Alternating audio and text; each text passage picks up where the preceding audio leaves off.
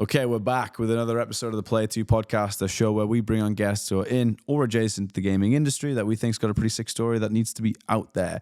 Today's episode is with Brandon Martyn, long-time YouTuber. He's been doing it for over 12 years. Started in high school doing Clash of Clans videos, moved on to Pokemon Go, started doing Pokemon pack openings, multiple channels, over 1 billion views, and is now going to teach you guys how to grow on YouTube. Whether you're an aspiring creator, whether you're a business that's trying to get more content out there, whether you're just interested in how the YouTube platform works from a business perspective, this one is for you. You're going to learn a lot. I certainly did. I want to thank Brandon for coming on the show. I hope you guys enjoy it. And if you do, please don't hesitate to give us a 5-star rating on Spotify. It helps a shit ton. And share it with a friend if you think they're going to get some value too. We don't have any sponsors, but if you do want to support the business, check out millhouse.gg. We do luxury homewares like the items you can see in front of us that elevate your space with a bit of gaming function in there. So without further ado, let's get into the episode. When I was doing research on you, the first thing that I heard you say that kind of hooked on it was I went back to one of your old Clash of Clans videos. Hell yeah. You said, I'm stuffed off my dick on Elixir. That's so good. You know what's crazy, dude? That was dead. I fucking like a week or two ago went back and rewatched my first video, and I said some crazy shit in there. Some like if people found this, I'd be in trouble shit. Because I was like a child, and I like went in YouTube's editor and I was like, holy fuck, cut. And I literally told my editor, I was like, hey man, can you go back and watch like the first like 50 videos and just like cut anything that's like remotely bad. Smart play nowadays. So, yeah, right, but the thing is, like, even if it did come out, you were a kid. So it's the plausible deniability of I wasn't an adult. Yeah, like I don't agree with that guy saying that, you know? Not like me anymore. Literally. But it was crazy. There's some like fucking wild shit back there, you know? Yeah, I mean, that was 12, 13 years ago. Yeah. We'll get into that in a sec. Yeah. I haven't said this to you yet because I want to say on the podcast, and I feel terrible that I haven't. I was like, I need to say this to him very quickly. Or are we podcasting right now? Congratulations. Oh, thanks. Dude. On the engagement? Yeah. Dude, we're engaged. That's fucking sick. Isn't that awesome? Yeah. I'm so excited. Thank you, by the way. I'm so excited about that. We're like super fucking hyped. Good. Like, super hyped. I'm not surprised. Yeah, it's Cloud9. Like, it's the best thing in the world. So, yeah, I was going to say it to you as soon as you came. I was like, I'm going to save it for when we're recording. So I've actually got it. But yeah. Cool. How was it?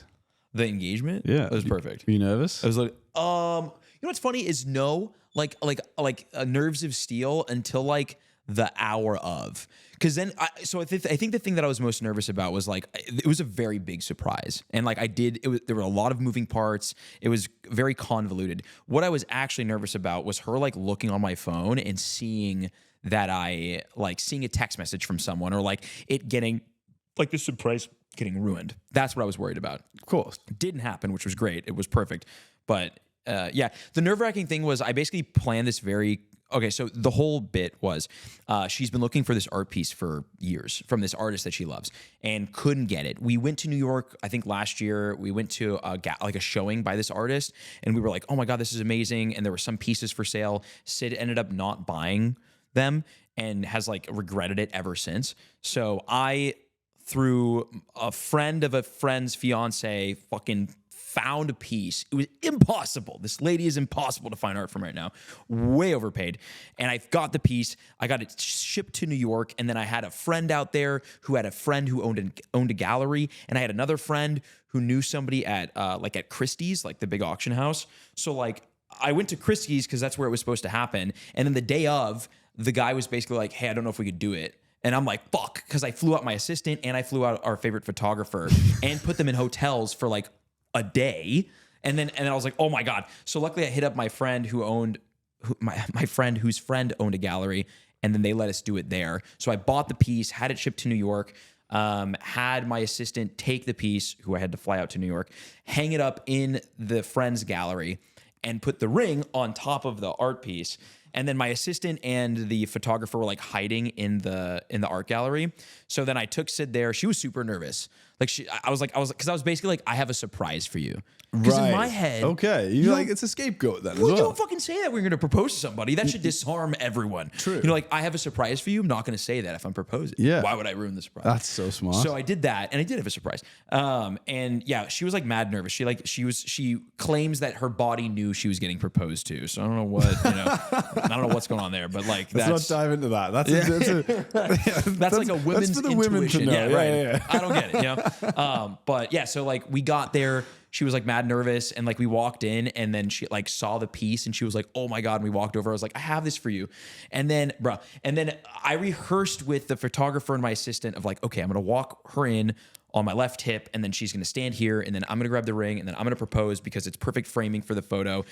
I show the piece, and then I go to reach to grab the ring, and Sid's like she's like, she needs to like take a lap because she has so much excitement about the art piece. So she just fucking wanders off. I'm like, no. Like, I need you to stand here. That's more. And then like she almost walked around the corner where the photographer and my assistant were hiding, which would have ruined the thing, which would have been hilarious. But she didn't. She walked back. I grabbed the ring off the top of the art piece, proposed. She was mind blown. We have the video and the pictures. And then myself, her, and the photographer went around like our favorite neighborhoods in the West Village and just took a bunch of pictures for that too. So fuck yeah. That was super awesome. And it was so perfect. It was very difficult to plan, and it was very difficult to like keep a secret from her, but it worked. She said yes, most importantly, which is great. It was awesome. And then we got like this beautiful art piece that we now get to hang in our house and like look at and like remember our engagement forever, which is well cool. played. Yeah. Worked out. You've really set the bar for anyone listening. It's funny in the realm of proposals. I explained the idea to her dad. Her dad was like, "Holy shit!" Like you really, like you're setting the bar, man. Like so. That's super. Yeah, dude. Are we a pause on the recording? Yeah. I have a funny story. So this could stay in the podcast. So years and years ago, this was like 10 years ago, I was invited to Canada by Ubisoft to go sit down with them and a bunch of creators to like play test a new game that they had coming out.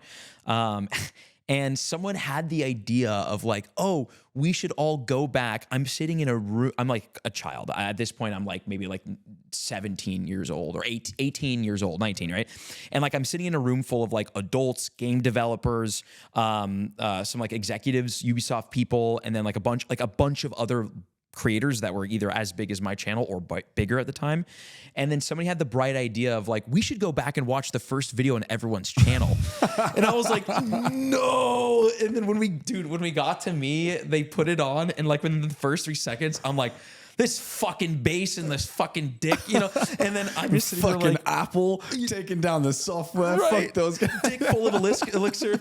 And then I'm just like, we can shut it off. And they like turn it off after like 10 seconds. It was so funny. It was very embarrassing in the moment. Very funny looking back on. Oh, I think that's awesome. And the fact that you'd still got it up shows like this is not that embarrassing. Was that actually the first one though?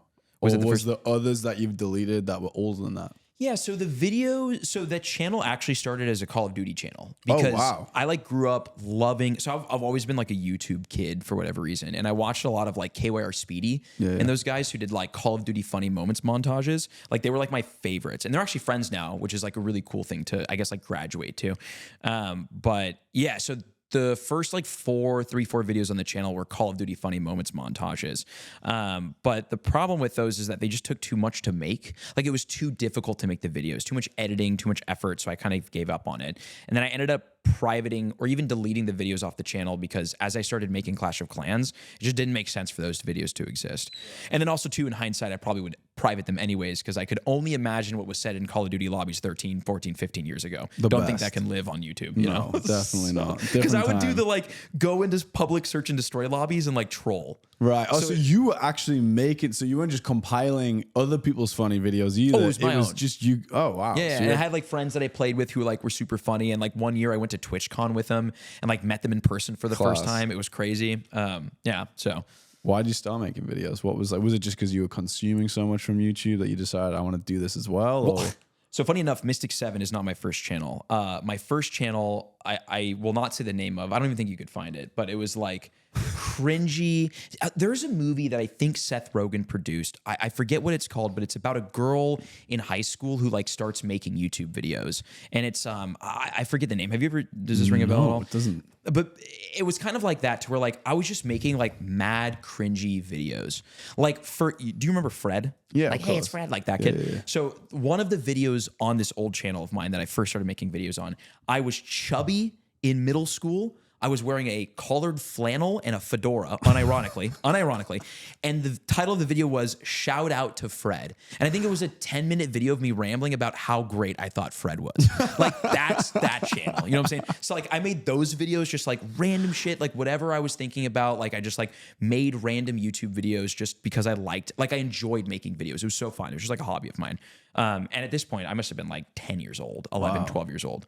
And that was like my old channel. And then I privated that channel and all the videos because they were mad cringe, and then started making gaming stuff.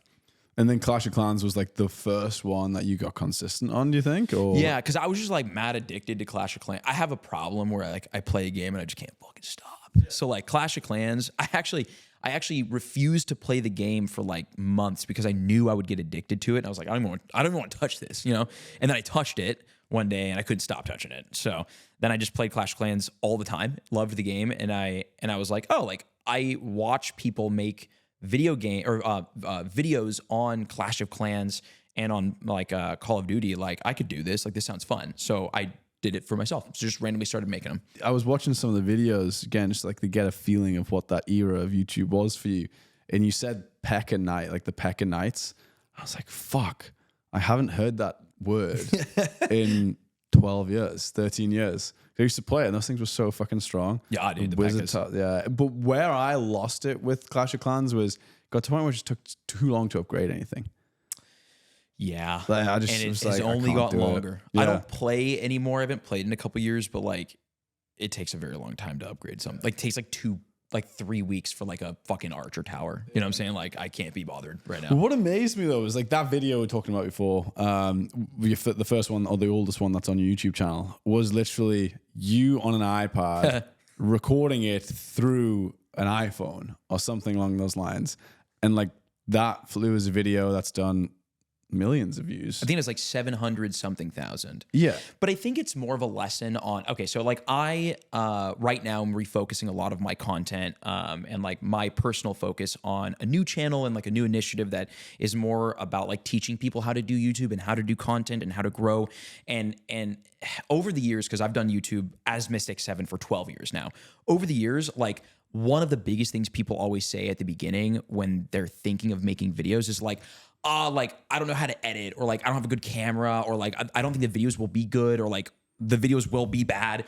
And it's like, bro, like look at my first videos. And one of them had 700,000 views. You know what I'm saying? Like these videos sucked. You watched it. It's so bad. It's terrible. Dude, and the crazy thing is if you know about Clash of Clans, what I'm doing, and I explained it in the first video, is I had my phone propped up on a tissue paper box and my iPad, and I'm touching it, and I'm not even playing the fucking game. I'm not even playing the game. You're watching it. Yeah, you're watching it through your brother's account. Yeah, I'm like spectating my base just rambling. You know what I'm saying? Like there's no value to this video, and I still like recorded it and put it out. You know what I'm saying? Because I think that like what YouTube does is it rewards consistency over time.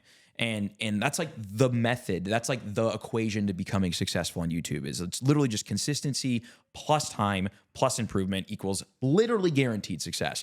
And like the channel is a great case study of that. Of like you can see it took 2 years of consistent uploading really shitty videos for me to finally start understanding like thumbnails and titles and like doing that.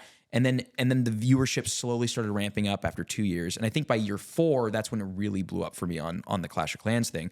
But like, man, the video sucked, you know? Well, I mean, what I would say though is you were entertaining. Like it was me when even Evan were watching it. We were sitting in the home office and we were watching it, and I played it out loud, and we were laughing. Like good. I'm glad. It was like a degenerate high school kid, you know. So I would say at least that. Like it wasn't just terrible content. It was terrible technology of the content that you put out, plus you were still entertaining. So I do think there's an element of that. And then you highlighted like that continuous improvement is something that you can't miss. Like I remember when I started Twitch streaming, I started Twitch and I was doing pretty good. I was very on the side of like, I want to engage with the chat. Everyone who comes through here, I want to feel recognized and like chat to them and go through. However, I thought I'd like set up the mic perfectly, the audio and this and that, and the HD for all the videos and stuff. And I just hadn't. And then I discovered about a year later that I actually had the microphone backwards. So it was like a singer's microphone, has a heart on the right side. It was one of those like discs. I don't know how to explain it. And yeah, it was backwards the whole time. So the audio sounded terrible. I only realized because one of my buddies asked me to do a podcast with him because I knew how to do the technology side of the podcast. He loved golf. I was like, let's start a golf podcast. And instead of buying a second mic, we just cheaped it, and he sat next to me, and because it was like a flat disc mic, I was like, you can use one side and I'll use the other. And in post I was like, why does his audio sound perfectly crisp and so mine's terrible?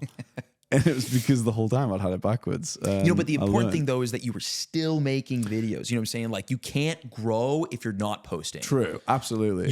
You can still grow if what you're posting isn't perfect. Yeah. You know what I'm saying? And you can make that better over time, but you literally cannot grow if you don't post. I was growing. And again, it was just a case of like, I think in hindsight, I could have grown quicker if I'd still focused on that improvement. Just like, okay, like really dig out what I was doing right and wrong. I'm curious, before we get too much onto the nitty gritty of YouTube, which I really want to get into, because we had a conversation about it quite recently at dinner. But of all the guests so far that I've had, all of them have stumbled or like accidentally fallen into YouTube, gone on one path, seen another path. Correct me if I'm wrong, but that was your path out of the gate. Like high school, there was no other career path, prospects, or jobs that you had that you binned off. It was just always making YouTube content. Is that right? Yeah, I feel like I got really lucky to where like everybody has hobbies as a kid, and for whatever reason, my hobbies, like I just enjoyed video creation.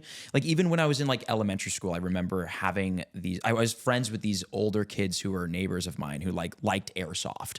And I would go over and like play and hang out, and like my parents didn't really like me hanging out with them because they were like teenage boys and I was like a kid. So they were just like a weird influence, you know, just like because they were like rowdy teenage boys.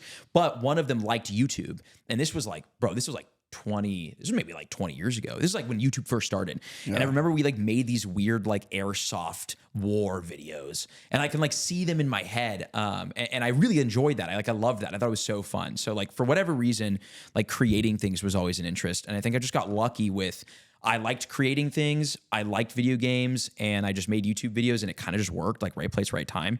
But yeah, that was like the first like real job. I was an explorer for my local police station, which is like a cadet essentially. So like I was like training because I wanted to be a police officer. So I was doing that, and then I ended up quitting that to pursue YouTube full time. And that was like a weird conversation with my commanding officer. Yeah, I can imagine. You know, but he was basically like, oh, when I was young, like I wanted to be in Hollywood, so I get it. And I was like, hell yeah. Like I thought he was gonna like slap me and make me do push-ups, but luckily he didn't. So there was that, and then I was also volunteering at like a local television station and helping them with production. So like editing, filming, just kind of like TV production, because I was really interested in the world of media and editing and film. So I had that interest, and like I was debating either like becoming a police officer or like going into like the film industry and like the media industry. And then YouTube kind of just like blew up in the midst of all that. And I got to run with that full time. So I've never had to do the thing where it's like I have a full-time job and then I'm having to like build YouTube and like, what is it? Like you've got your 9 to 5 and then your 5 to 9. I didn't have that. Like I was in high school. So like I had school, you know what I'm saying? But like very different from work. So I definitely got lucky with that. And as you said, like it doesn't blow up overnight. It's not just like instant. It takes time and the commitment and the fact that you loved it.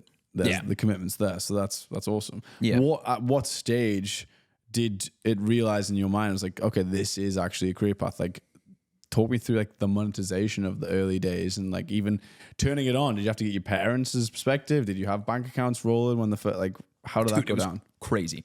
I feel like I have a very it's funny, the more YouTubers that I've talked to, especially in the gaming space, the more I realize that like this is a very common story that I have. A lot of other large, and I won't name drop anybody, but a lot of other large and especially like OG video game content creators who have been around for 10, 15 years have a very similar story to where like we all started 12 years ago, 13 years ago, posting content when we were like teenagers or younger. And then, it starts slow, right? Like YouTube ad revenue started slow. So for me, like I remember I had a YouTube channel. This might've been my MYSTIC7 channel and it got monetized and I was like, oh my God, like I can make money. I must've been like, dude, like 12, 13. And I was like, fuck yeah. So like I went on another device and I just kept spam clicking the ads on my YouTube video. Cause I was like, I'm making a couple cents. Like I'll make a cent every 100 clicks. Like I'm making money. And then they suspended monetization on my channel because they like detected that, and I was like, no. So I was like, okay, I can't cheat that. But yeah, when I first started, it was like, the minimum payout was $100, right? So I feel like it took a couple of months, and then I got like $100 check, and I was like, no way, like this is crazy. Like I just got paid from YouTube, and yeah, I had to talk to my mom. I had to have my mom set me up a bank account and like help me figure out how to get the money from YouTube to me, And then I started, the channel started growing. Clash of Clans had again, very right place, right time. Clash of Clans had a huge popularity surge. This was my freshman or sophomore year of my freshman year of high school. This must have been 2012 around, like Clash of Clans, huge popularity spike. So I was positioned, like I had a niche in Clash of Clans, which is something that we'll talk about, to where niching is very important. It was important then, it's more important now. But I had a specific niche in Clash of Clans that like also kind of rode the wave with the explosion of the game. And I went from making like a couple $100 every couple of months to like a couple $100 a month, to very quickly making like $1,000, $2,000 a month, which was insane as like a freshman or sophomore in high school. And then I think it was my sophomore year in high school where the money really started happening, to where like, man, I had a month that went from like, I made like $2,000 in February, and March I made like $17,000 as like Holy a kid. shit. You know what I'm saying? It was wild, right?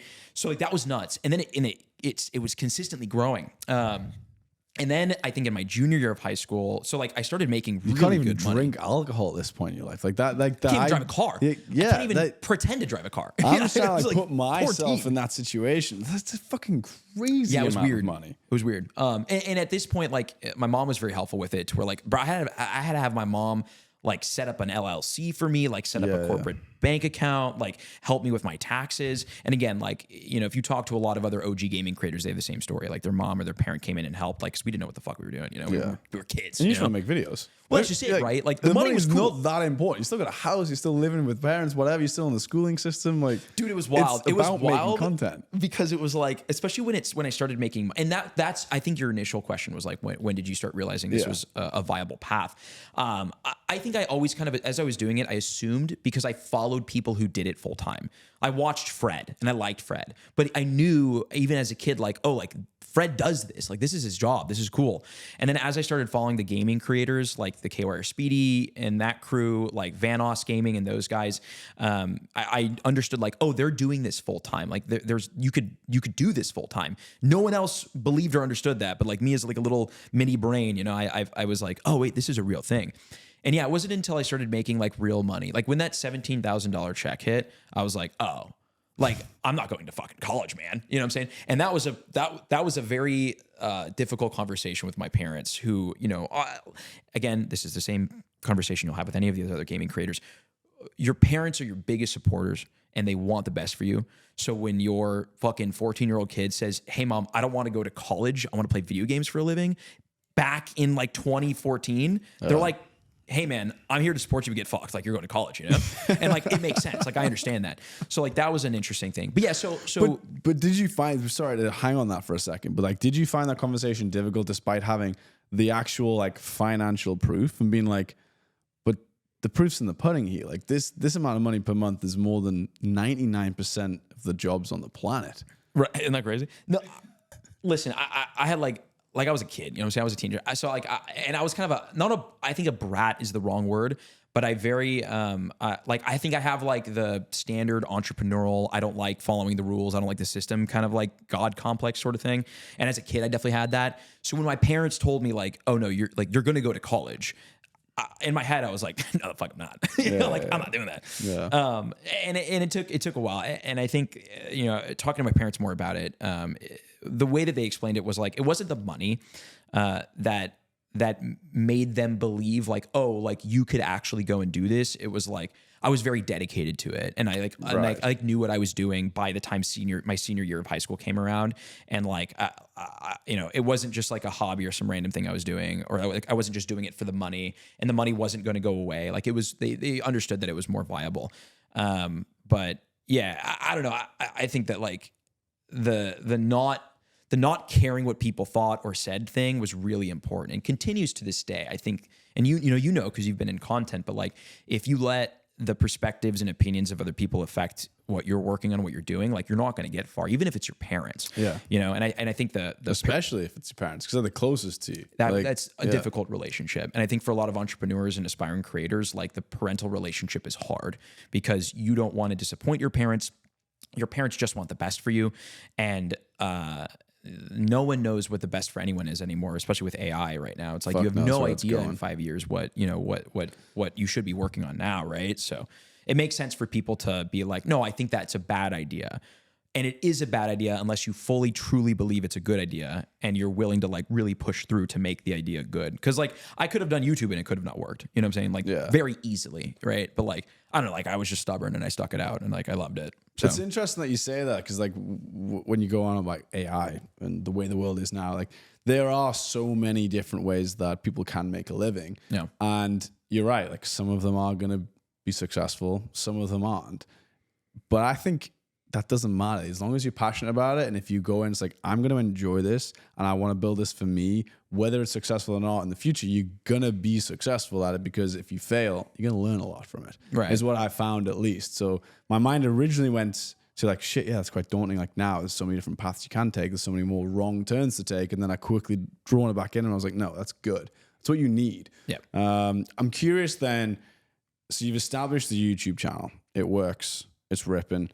You're making money, you're having fun with it, you're making content. How did that scale for you? Did it stay on the one channel? I know you eventually split into multiple channels, but like at what point did that even become a concept in your mind? It's like, okay, how do I take this from being just me to, okay, now it's bigger, it's a team, there's a business around it and stuff.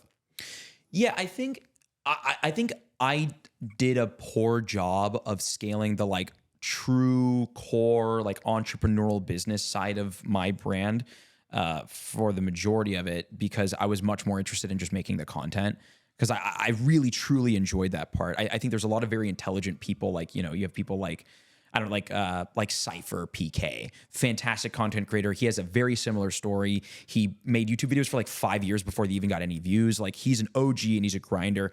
But if you look what he's doing now, like he transitioned really intelligently to like a more entrepreneurial path where like he's got his studio and he, you know, creates the custom maps and like typical gamers and other, like there's, I think far more entrepreneurial people than I was, especially when I was young. Cause I just wanted to fucking make videos and play games, you know?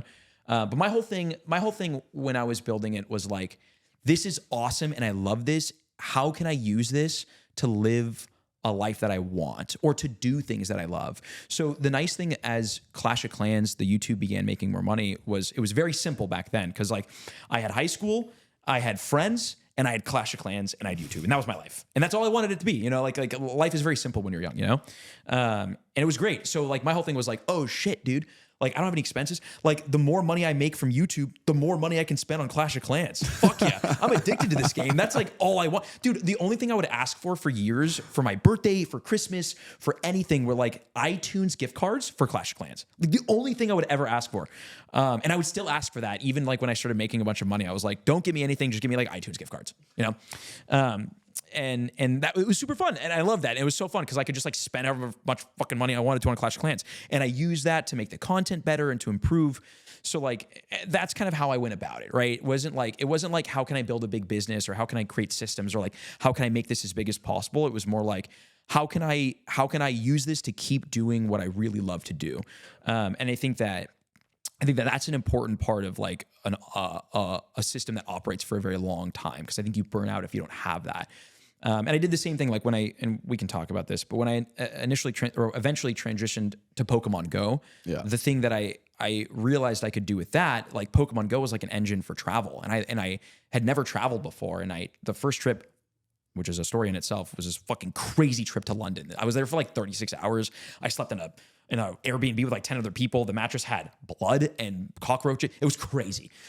First time out of the country. But I had fish and chips. It was good. Caught Mr. Mime in Pokemon Go. The video's on my channel. But when I did that trip, I realized I was like, oh wait, dude, like I can travel the world through this. And I did. And I like pivoted my whole business and brand to be able to like, to optimize for me being able to travel and to experience. And that was really cool. And only until recently, I would say the last like 3 years, I've started to really focus more on like system building, team building, business building. multiple channels and brands. During COVID, I definitely focused on like multiple channels and streams at the same time, and was making a lot of money during that.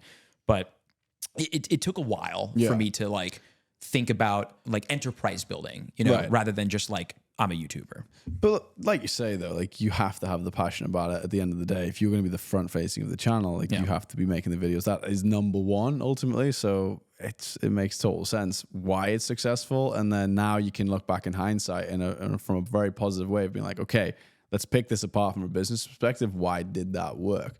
Back to the Pokemon Go. Like I want to stay on that a little bit because Pokemon's a franchise that I've loved since day one. I remember the exact moment I learned what Pokemon was. So I used to live in a cul-de-sac, and my next door neighbor, a guy called James, was like an older brother to me. He was 2 years older than us. And he lived like a little bit up the hill. And then you could like ride your bike down his hill through the car. And then we had speed bumps to stop cars from flying through our street. And the speed bumps kind of went like this. It was like a ramp up, flat, ramp down. Oh, that's perfect. So it was like, you want to clear the flat bit was the goal. And James and I were riding to Ollie's house, different dude who lived at the end of the street, past this ramp. And we started his, he went down, cleared this perfectly, landed, and I was the only one there to see it. And he was like, "Do you see that?" I was like, "Yeah, that's fucking sick." So we went and got Ollie, went and knocked on Ross, went and got James's little sister. We got everyone on the street to be like, he's just cleared the ramp. Everyone come and watch. So he comes down, goes to clear this ramp, and there's like at least 12 kids watching. Sick. And he goes to jump it. I don't even remember the visual of what happened, but he fell, landed, the bike like landed on him, and he snapped his femur. It's completely snapped his femur. In front of everybody? Oh my God, bro. Cooked. Fully snapped his femur. Has to go to hospital. He's in hospital for 6 weeks. And we were going to visit him. And his parents and Pokemon Blue and Red had just come out. Yeah. And a game, I don't even know if it was Game Boy Color was what it launched on maybe, or the Game Boy Pocket, I think it may have been. So you get a Game Boy Pocket and you got Pokemon Blue. And I was visiting him in the hospital. I was big on video games. I love anything video games wise. I used to play on my mum's PC, playing this Lemons game. I don't fully remember it, but... And I remember seeing him playing. I was like peering over his shoulder. I was like, what the fuck is this thing? Like, I need this. I don't know why. I don't know what it is. Like, just break your femur. The process of, like, yeah, exactly.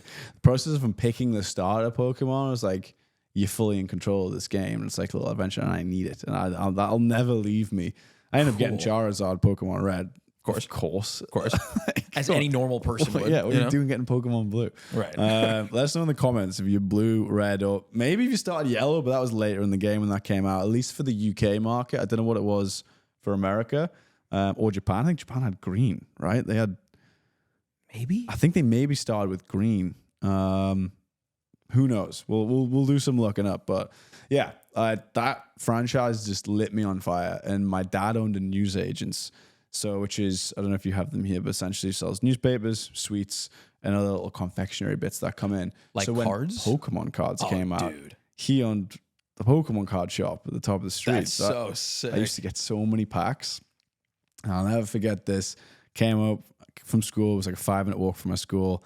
Went in. I was like ripped open a pack. And I'm flicking through. And I see in the top left on the evolution scale, Charmeleon. Oh, boy. And I was like, oh, it's fucking Charmander, because I don't know why I wasn't thinking linear. I wasn't thinking right. I was like, there's a Charmander in this pack.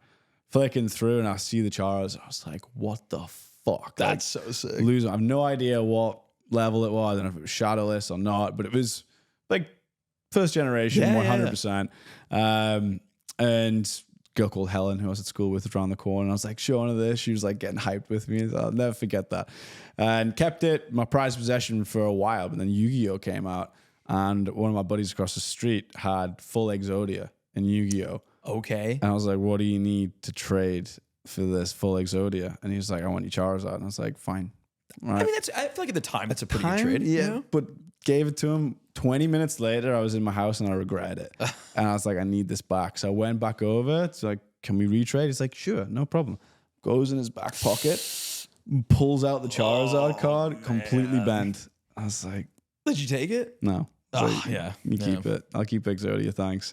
Man. But yeah, lost to life, that one. I've no idea what it was, but dude. Do you have any of your old cards? I've got some, but Cool, okay. I couldn't tell you exactly what they were. They're in my Yeah. mom's attic. I should probably go look. Yeah, send me a picture. You know what I'm saying? What do you? I can diagnose what you have up there. Yeah, but they were like OG That's stuff. big. So- especially right now, the Pokemon card market. We can talk about this too at some point, but it is on fire, and for a lot of reasons, and I know all of them. So we can get into that. At some point. Definitely. So start of the Pokemon was Pokemon Go for you. Yeah, dude. So okay, I have I think childhood trauma because I don't remember anything beyond before like 12. So like bits and pieces. So other than having childhood trauma, I have like faint memories of like seeing my friends play Pokemon. Or maybe even me playing, because I had a Game Boy, maybe even me playing Pokemon, but for whatever reason, it just didn't stick for me. Because I didn't like grow up watching the anime. And like this shit, in my defense, you don't grow up picking what you want to do when you're like 4. All right, your parents do that. So like it wasn't my fault that like I didn't. Dude, when I said this, especially in 2016 when I started making video, people wanted to burn me at the stake. Yeah. They're like, you didn't grow up on Pokemon, die. I'm like, dude, it wasn't my choice. Imposter. Jesus, yeah, right? Like, let me in, you know? Like the Eric Andre meme when he's on the fence, like, let me in. Fucking, that's me in the Pokemon community. But yeah, so like, I didn't grow up playing it. I remember seeing my friends play it, and I remember like, I think I played it once, but like, it just didn't stick for me. I didn't watch the anime. Like, my family was like, we were like Mad White, right? Like, my family was like a Cartoon Network, Nickelodeon Boomerang family. Like, I don't know where the Pokemon anime played, but we didn't watch that channel. Yeah, you know? Pokemon it was for us in the UK. It was on like BBC as well. I wonder. In the day. Yeah, I don't know what was in the Pokemon was States. on that one. Well, I missed it entirely. I mean, I missed that, and then the cards I know I collected Pokemon cards as a kid because my mom donated all of them, and then like I remember that Classic. detail. You know, like yeah, at least they were donated. You know, like so somebody got At least, to enjoy this those. didn't chuck them out. So London was the first time you traveled out of the States, and it was for Pokemon Go. Technically, yeah, I went to Mexico with my family, which like living in California, I don't know if you could like super count that as like really leaving, you know. But yeah, London was the first like real. I went to Montreal as well. So I went to Canada, Mexico. So I did like North America, I guess, on like single trips. But like London was the first time I went like far. Why was that? What was the actual event? So I went, my manager at the time represented me and a couple other very large creators, much larger than me, which was really cool to like hang out with these people. And it was another game. Oh, you know what? We ended up going out to visit YouTube, the YouTube studio or YouTube space in London. And I think YouTube like paid for this and brought us all out there to like say what's up and like talk to the team and stuff. And I got lucky enough to go on that trip with everybody. And at the same time, like I was doing Pokemon Go, and Mr. Mime, the like mime Pokemon, Of course. yeah, is like the UK regional or the Europe regional. So like I went out and I was able to catch that and like make a video about it. Class. Yeah, which was like super cool. That's awesome. Can you name them all, by the way? I was thinking about this the other day. I was like, I don't even come close to naming every Pokemon that's out there. Hell no. So like a lot of there's some Pokemon that haven't been released into Pokemon Go yet. That are a part of the newer games, and like I don't play the games, Right, so so like you- I don't know. But any that are in Pokemon Go, you know. So probably. That's crazy. You know what's funny? Actually, because I got shit on so hard by the Pokemon community when I first started making videos, dude, what I did in 2016 when Pokemon Go came out, and I was like, I don't know what Bulbasaur is, and apparently that's a problem. So like, I need to learn these Pokemon names so I know what I'm saying when I make these videos. I would sit down and watch the anime. Like I went back and watched the OG anime, Class. and I would do card. Like I would write card. Like when I would see a new Pokemon, I would like write its name down, and I would do like flip cards. Like I was studying for like a test, but like with the Pokemon and their names, so that I knew what the Pokemon were. So like I like studied them to make sure that like, okay, when Bulbasaur comes up, I'm not gonna get fucked by not knowing what it is, you know?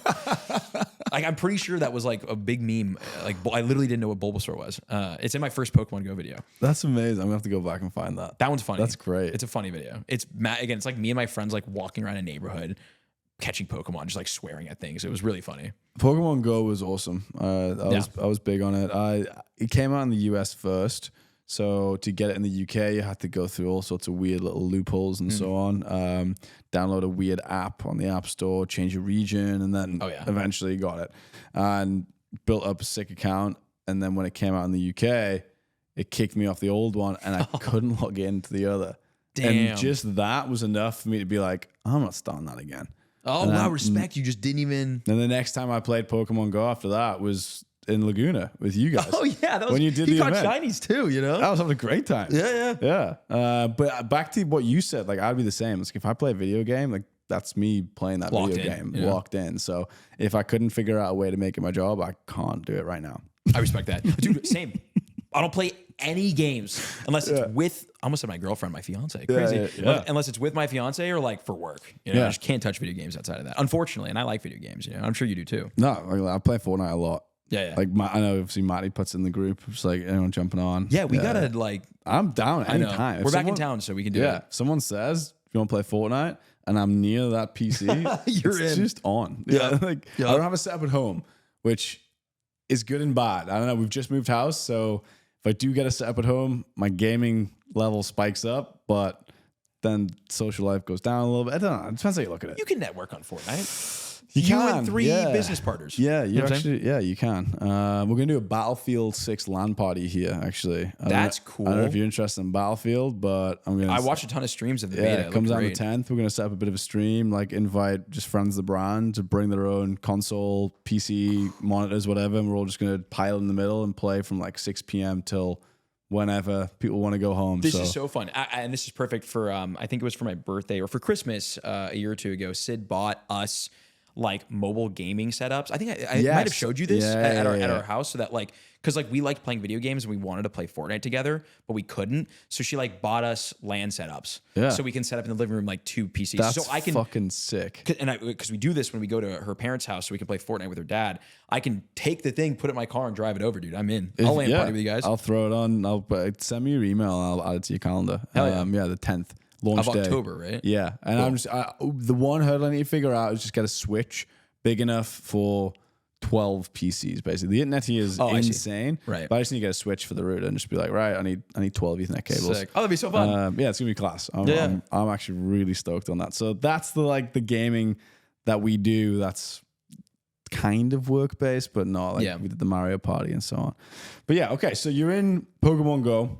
That's still your first channel though, right? Because you just changed the content on the same channel. That was difficult. Yeah. Yeah. Okay. The pivoting is difficult. And I think it's a bad example, especially for like anybody nowadays who either wants to make content or has been making content and maybe wants to switch. Because like, I don't know, man, it's hard to do this, like play the same video game and make videos on it for like years and years and years on end. You know, especially like if like you started on a video game and it no longer exists and you need to pivot your audience, it's very hard to do. Back in the olden time with different algorithms, like how you would do that is you would literally just like strong arm your channel and community to something else and just like accept the loss in subscribers and viewership and like rebuild somewhere else. Nowadays, if you wanted to pivot, you just make a new channel, like always make a new channel. So for anybody that's wondering, like always make a new channel. It does not matter if you have 100,000 or 10 million subs on another channel, make a new one. Like, and I can explain why, but like just baseline, that's what you want. But when I did it, it was in 2016. So this was like very, very different landscape and algorithm for YouTube. And yeah, I don't know. Clash of Clans was kind of dying. The developers were focusing hard on Clash Royale, which was the other game. So they kind of like neglected Clash of Clans. Views were coming down. I had just moved and I was like, shit, man, like I had all this confidence that YouTube was going to be a forever thing. And like, it's kind of on the downhill. Like I got to figure something out, you know? And luckily, like the timing was great. Pokemon Go came out, and it was a seamless enough transition to where it was like mobile gaming to mobile gaming, which was very helpful because at the time I had like one of, if not the biggest mobile gaming channels. So for Pokemon Go to be mobile gaming, it was a very lucky transition. And the game, like Pokemon Go was so viral at the time that like I started sprinkling in. So like every week I would upload like 5 Clash of Clans videos to Pokemon Go. Like I started sprinkling it in. Right. And then the Pokemon Go videos started performing better consistently than the Clash of Clans videos. And then I was like, okay, like I'm going to make the full switch. But what I did is I made a second channel, which is like, it's called MYSTIC7 Plays. And I basically moved all my Clash of Clans videos and my community over there. People were pretty frustrated about it, but I was just like, I got to do what I got to do. This is my job, you know? Yeah. So I still made Clash of Clans videos on that channel and they still performed well. And there actually was a year where that channel outperformed my main channel because Pokemon Go was like super dead and Clash of Clans had a resurgence. So balancing the two channels was interesting. But yeah, so I still made Clash videos over there. And then I really focused more on Pokemon Go videos on the main channel. And it was a combination of like people who played Clash of Clans were also playing Pokemon Go because everyone was playing Pokemon Go. And everyone was playing it. So there was just like so many views. It was so easy to community build in the game at the time. And we've never seen another game like that. Like even Fortnite at its peak doesn't touch anywhere near where Pokemon Go was. It was too easy to make videos for Pokemon Go that got great views for like 6 months. Yeah. I mean, for 6 months. And why do you think that was? Why was Pokemon Go such a big game versus some of the other Pokemon games that have come out over the years? It's just the nuance of the technology. You know, I think that like it was a lot of people grew up on Pokemon, and like you're saying, like the idea of like being a Pokemon trainer and like you're in control, and like so the idea of that actually coming to real life, I think, was a dream that billions of people had. You know what I'm saying? Yeah. Maybe not billions, but like everyone had. Everyone wanted that, wished that. You think about that. Kids dreamed of like walking around like catching Pokemon in the real world, and that happened. You know, and then not only did that happen, but I think that was the first time that a main series because it was Pokemon main series game or mainstream game rather had AR technology and like real world playability. So I think it was like technological nuance plus like fulfilling the dreams of hundreds of millions of people. Yeah, so even if you're not interested in the franchise or Pokemon too much, that technology of like, okay, I'm now interacting with a game through my phone with AR into the real world, like that was the first time AR was actually spoken the tongue for a lot of people. Yeah, and they maintained it. I think that I talked to my fiance about this, and it was funny because she was super into it. She loved Pokemon, grew up on it, and I think around the time that this game came out, she was already working in the gaming industry, so covering it was part of her job.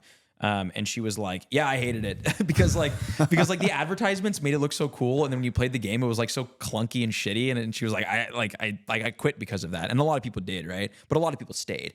Pokemon Go had a really rough time in 2017 to 2018 because that's when like the hype died. Everyone kind of quit the game. They couldn't improve things fast enough. Yeah, and like it was a really like dead space for Pokemon Go. And then after that, they kind of like found their footing and found their player base and like understood what they were doing with the game. But yeah, it was crazy. 2016 was like the closest we ever got to world peace. You know what I'm saying? Like a lot of benefits. It was. Like I was going to the park and meeting up with other people that I'd never met before, and you see them in the zone like you're going to, dude. and you'd be like, you playing Pokemon as well? Like, yeah, man. Yeah. Like it was that weird discovery of like no one wanted to admit it at the time. Right. But when you were like, oh yeah, we're all playing this together, like that was fucking cool. It was crazy. You're right. And to this day, I think that's like the benefit that Pokemon Go has and continues to have is like they curate a lot of in-person experiences with like community day events, and like they have their big Go Fest events and these big like in-person events all over the world. And like you just can't do that in any other video game like Pokemon Go can. And like no other video game, I sound like a spokesperson for the game. No other video game can facilitate in-person connection and play. Like it's so nuanced, you know, and it's like so unique and so fun, especially when you find people to play with. What other game exists that you can? It's not a thing like this. Right. You need your PC, you need your setup. Like even Clash Royale or Clash of Clans. Like you're not gonna. It's a solo thing. Yeah. It's interesting. I want to stay on a point that you made because you know the gaming industry in general sees so many games being developed, created, launched. Some of them are dead on arrival. Some of them last a month. Some of them last forever, like Minecraft, you know, Fortnite, and so on. And you said that Pokemon did a very good job of sticking around. I know they launched, had a little bit of a weird slump, and then now they're back up. What is it, do you think, that they did about that franchise that kept it alive, and what can other IPs do to do that? Yeah, it's tough, right? I think that like, so talking on Pokemon Go specifically, the game would have fully died if it wasn't a Pokemon game. Like after the initial hype of Pokemon Go, if it was any other franchise, it would have fully died and you would have never heard about the game again, right? But because it was Pokemon IP, it survived. I don't know. It's hard. It's one of those things where it's like, how do you create another Red Bull? It's like, you don't, you know, it's just like, they're so like, they are Red Bull, you know, like Pokemon is Pokemon. I think that a lot of success in the business world is a combination of like very intelligent people working very hard on very interesting things and a shit ton of luck. I read this book, Thinking Fast and Slow. I love the book, but it basically talks about like, cognitively speaking, human beings are very bad at factoring in chance. Like the statistics of chance into things, because, you know, people are very like, they have very strong beliefs, or they have like very strong religious beliefs, or they like feel the fucking wind and like the energy in a room and like to charge the crystals. Like people find all sorts of reasons to like explain away chance happenings. Yes. You know, but things just happen. Yeah. Like the world is random. That's just how the world works. It's just random. So like with an IP like Pokemon, it's an impossible question of how do you replicate that? Because you don't. Because the reason why Pokemon became Pokemon was like, dude, it was just a random idea and like a dumb little game. Like they were handing out these cards that are now selling for $400,000 a piece for free. They were begging people to take it. Like, please look at this, right? And it could have stayed like that forever. But like they just worked really hard on the product. They really loved what they were doing. They found the right people. They built a very small community around the idea of Pokemon, and then it caught. And why did it catch? It's not like they sacrificed pigs and prayed to like some god to make the thing. You know what I'm saying? Like it just happened. It was just chance. And I think that it was a very cool idea and it was a very kooky idea. And I think that, it combined like aspects, like fundamental aspects of human behavior, which is like collecting. Like people like to collect. We've always liked to collect. Adventure, exploring, like the hero's journey through Ash is like a archetype. It's it's like in every religion ever. Like it's so core to people in storytelling. And then I think they just like really did well with the IP where like, they had the trading card, which was very lucrative. They had the anime, which like captured people in this medium. I think creators can take a page out of their book. I think Mr. Beast has done a good job of like implementing this, but like they went everywhere, right? Pokemon had a trading card game and collectibles. They had a show that you could follow. They had movies, they had plushies, and then now they touch everything. They have video games, but they don't have just have video games. They have like all these different kinds of video games, and they just announced like a base builder game essentially. That's like Clash of Clans, like you build the base, or like Animal Crossing or whatever the fuck. So that was one of my favorite elements of Pokemon Ruby and Sapphire was you could use this. One of the Pokemon had this secret power. I think it was actually called secret power, and you could reveal hidden bases in the game. Cool. And then build a base. Oh, you, that's so you could sick. only pick one.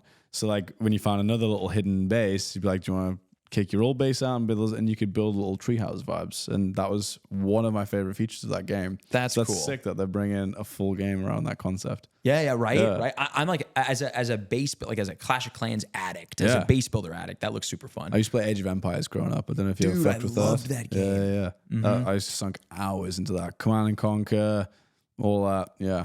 Yeah, right. Yeah, so the base builder, but like think about like that's a whole different story. Like base builder again is very like start from a little and build your way up. That's like the only thing people have been doing since the dawn of time. So like that's very core to us, right? But like I don't know, Pokemon, it's like it's just they had the right product at the right time, and then like it caught. And I think that's something that you can learn a lot about just looking at like trends nowadays. Like, dude, things catch, get super big, and then die or hang around. Like, how many brands didn't exist 5 years ago that are big now? Like, there's a lot of like Vuori, like this like luxury brand, or like Erewhon. Erewhon's been around for a while, but like they blew up in the last like 5 years. Things just catch. It's just like market timing. I don't even. It's only been around 90 days. The new anime film that came out on Netflix, the Demon Slayer. Oh right, yeah, right. But they're already primed to get Fortnite skins. Crazy. 90 days, 3 months. Crazy. Yeah. What's the name of it? Good for them. I forget. I feel like K-pop Demon Hunter. K-pop Demon Hunter. Yeah. I started watching it with Priscilla. Priscilla was like, can we watch this? And I was like, yeah, sure. Within like 10 it? minutes, I was like, I don't want to watch this anymore. Got it. She fucking loved it. Cool. And okay. then she watched the rest of it. And it was great. I will go back to it and I'll give it a chance. Like, you know how life goes. I was in a mood where I was like, I'm not feeling being sang at and stuff like that right now, so I'm going to leave it. But I'll give it another chance. There you go. Yeah, but that's like you say. Some IPs just fucking blow up out of nowhere. Yeah, and then the question is like, just can you maintain it, and can you universe build? I think universe building is very important for brands and for anybody that wants to like transcend wherever they are. Again, I'll use Mr. Beast as an example because I think he's a universe builder. Like the Mr. Beast universe exists, and like there's these other products and these other characters that are in his videos, and like he is expanded to all these different social medias. Like he's everywhere doing everything. Kind of, he's this big branded name, and like Pokemon did that well, and a lot of other IPs have done that well. Of like you build a universe. Like how do you build? Like Gary Vee has been trying to do this with V Friends for how many years now, with like trying to build comics around it and trading cards and these plushies and like a show. Like how do you build a universe around this idea for people to like catch on to and follow along with and collect? So it'll be interesting to see if they could do it, but hard to do, And then it's just market timing. Like you could have the perfect product, and if it's the wrong time, it's not going to do anything. Yeah, no, that's true. And after the Pokemon Go, it's a good time to get into the trading cards because yeah, you said it actually earlier in the episode that they're at are they at a high right now? Yeah. Or was when Logan Paul was doing his whole hunting and trying to get the Charizard, was that was a peak at the time. that was really on a rise. Yeah. But now it's Bigger even, now. Wow. Yeah, bigger now. There's a lot of debates, but like I think the thing that everybody is very universally accepting is like when Logan Paul blew the hobby up, it was kind of just Logan Paul plus like some like some basically nostalgic sparks that people had and got back into it. But like Logan Paul was kind of the catalyst for this, and like he brought the hype wave in, and then the hype wave died pretty quickly because it was like almost artificial. Where what you're seeing right now in the Pokemon card community is like it's not Logan Paul, it's not like it's not like Ariana Grande or Taylor Swift being like I love Pokemon card. It's not this like flash in the pan viral thing. It just like is like the world. It's like very organic interest around Pokemon coming up, which is like a much stronger wave that's carrying the franchise higher and higher and carrying prices for cards higher and higher. And like interest isn't going away. And then the interesting thing in the Pokemon card space is like over the last 5 years, it's been very apparent that like, oh, these aren't just toys. Like this is an asset class, like a very viable asset class. Last year, the Japanese Pokemon card market erupted because what you saw happening were a bunch of like Chinese billionaires and very rich Chinese people and collectors and investors start buying up premium Japanese Pokemon product to hold and store as an asset class. Supply goes down, demand stays where it is. If it goes prices up, go high, and then prices go up. Yeah. Because if there's only 100 cards on the market and they're all $1,000 each and they all get bought, now you got to pay $2,000 for the same card, right? So and then it brings the whole market up with it. So you saw money from China come into the Japanese market and buy up a lot of the premium stuff, and you had a lot of very big collectors in the West as well buying up expensive Japanese things. So the Japanese market exploded last year because of that. And then this year, what's about to happen is there were a lot of articles recently, this has been making the rounds across the internet, that like the Pokemon card market has outperformed the stock market by like 5 or 6x. I saw that. Right. So what I'm seeing, like I got a text message from a family friend who like very wealthy guy, came up in like the venture capital scene, and he texted me the article and he's like, we should talk about this next time we see each other. And this guy's like older. I'm like, what the fuck do you know about Pokemon? That's crazy that he's texting me this. But that's the thing is like what you're seeing now is like this organic, oh God, Pokemon's fucking cooked. Like cooked in a good way. Like the equity, the shareholders of Pokemon love it. Us collectors don't because prices just keep going up. Right. But what you're seeing now is this like very organic wave of interest in Pokemon and interest in collecting Pokemon, meeting the rise of live shopping, which Pokemon is like the way that Pokemon is sold is primarily through live shopping. So like you have organic Pokemon card interest, like Avenue 1. You've got a rise of live shopping in the West finally, or like number 2, which is also pushing up the interest in Pokemon and pushing up the prices in Pokemon. And now you have, which I think is going to really start affecting the market over the next like 3 to 6 months, traditional Wall Street investors recognizing Pokemon is an asset class. Like you're going to see like Sotheby's auctions with Pokemon cards, because I'm sure you've seen the clips of like all of these like crazy collectibles and these art pieces selling for millions and millions of dollars. Yeah, cars, right? But like you don't really see that with Pokemon. You see the big expensive Pokemon auctions on like heritage auctions. Like these big, like very, very pristine auction houses don't really touch Pokemon, but they're going to start touching it because people, major collectors, very wealthy people, and like again, the Wall Street kids are now investing, not collecting, investing in Pokemon cards. And that wave has not hit yet, and it will. So like that's also going to happen. So like there's that. And then next year is the 30th anniversary, I think. It's the 30th anniversary. So that always is a big deal for Pokemon and Pokemon cards. So like there's another big hype wave. So it's crazy right now for Pokemon cards. Crazy. Like I'm like accepting payment in product for some consulting services with some of my friends, because it's like I would rather take product than cash right now, because I can store the product and it appreciates. Yeah. US dollar is getting weaker, Pokemon cards are getting stronger.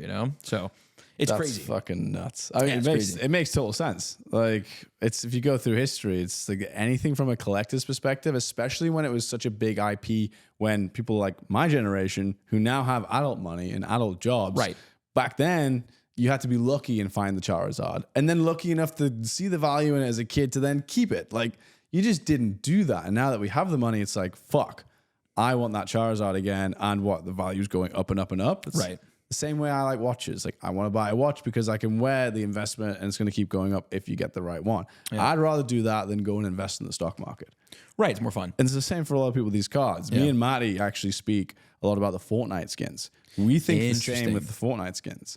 Right now, the mechanic to resell them back to a market does not exist. Right. But we back Epic and Fortnite as a universe builder to stay there and recognize that in the future. Like the skins that came out in season 1, season 2, season 3, even now, Travis Scott sold his IP to Fortnite for a very blip amount of time to use his likeness in the game, and he's pulled it. He might never give them that permission again. So only the cards, the skins that are out there and then will exist. We think that in the future, so we might buy fucking everything.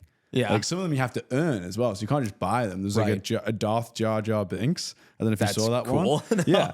You couldn't just buy that. You had to earn 1 million XP in like a 7-day period. Wow. And then if you did it, you then had to pay $20 to buy it. Wow. So we were straight on that. No, for sure. So, I mean, that will definitely happen because, like, in Pokemon Go, there's, like, a black market for Pokemon. Because Pokemon Go has similar things to where, like, there's Pokemon that came out during, like, a 7-day window during a specific event and have never come back. Or Pokemon that are tied to specific events. So, like, during the World Championships, there's always, like, a costume Pikachu that's like the costume is themed after the World Championship, whatever that year is. And it's only available for like 3-4 days. You can get it shiny if you're lucky. And like those sell for like hundreds of dollars on eBay. People are selling the accounts? Like they sell the accounts or trade. Right. Because you can trade in Pokemon Go, right? Okay, I got so like, again, it's like, you're not allowed to do this. It's against the rules, right? You can get banned for this. But like there is a market. And like if you go on eBay and search up Pokemon Go, there's like tons of transactions every day. And people like, I did a video where I looked at like I think like 10 or 25 most expensive Pokemon sales ever.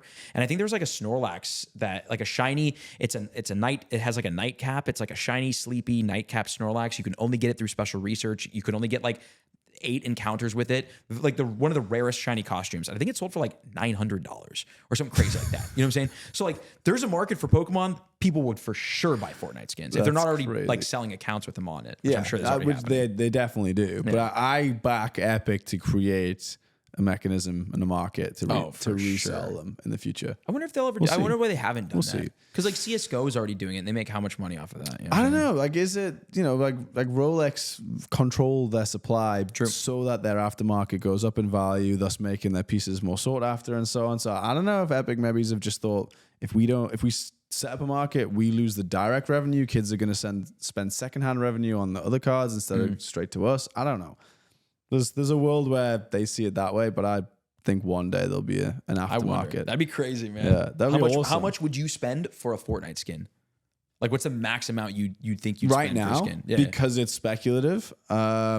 I'd go like $200. $200 on a skin? For the right skin right now. Yeah. I mean, I think at the moment the most I've spent is like $25. I don't think they get much more expensive than that for a one-off skin. But if an IP that spoke to my heart, like if a Link from Legend of Zelda skin turned up in the Fortnite shop, I'd pay $200 for that. Okay. Like, all right. Fucking 100%. Sick. Yeah, I'm curious on the cards then. Because there's one card that sticks out in my mind that I was devastated that I don't have anymore. When the first Pokemon movie came out, they gave you a Mew.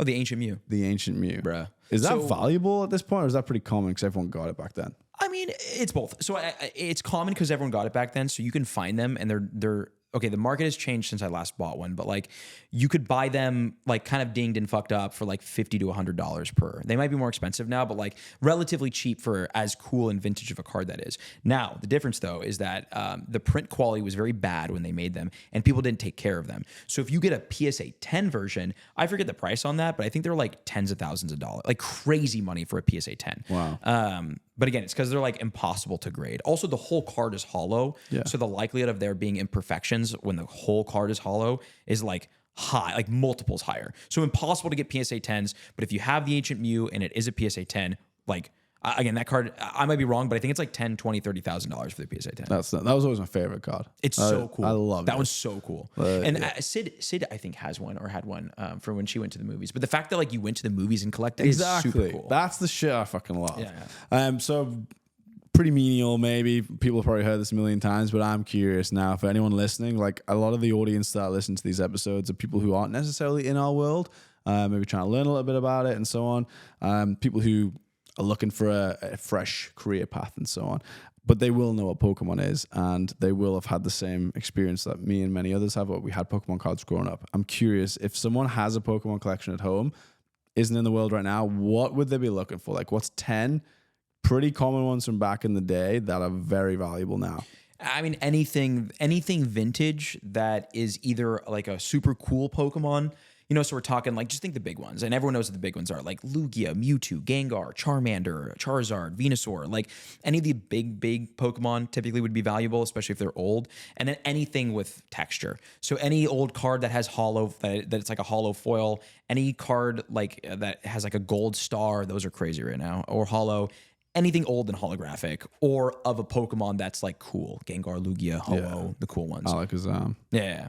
So those are like generally speaking the valuable ones. I made a whole video on my Mystic Rips channel talking about basically breaking down the concept of card rarity, like how to identify what a rare card is versus sick. not. And it goes through the whole thing of basically like in each era, because that's the difference, is like in each era, card rarity is different. Because like, for example, base set, first ever set, the rarest thing you could pull was a holo. But now I just yesterday actually opened up the newest set and it was so fun.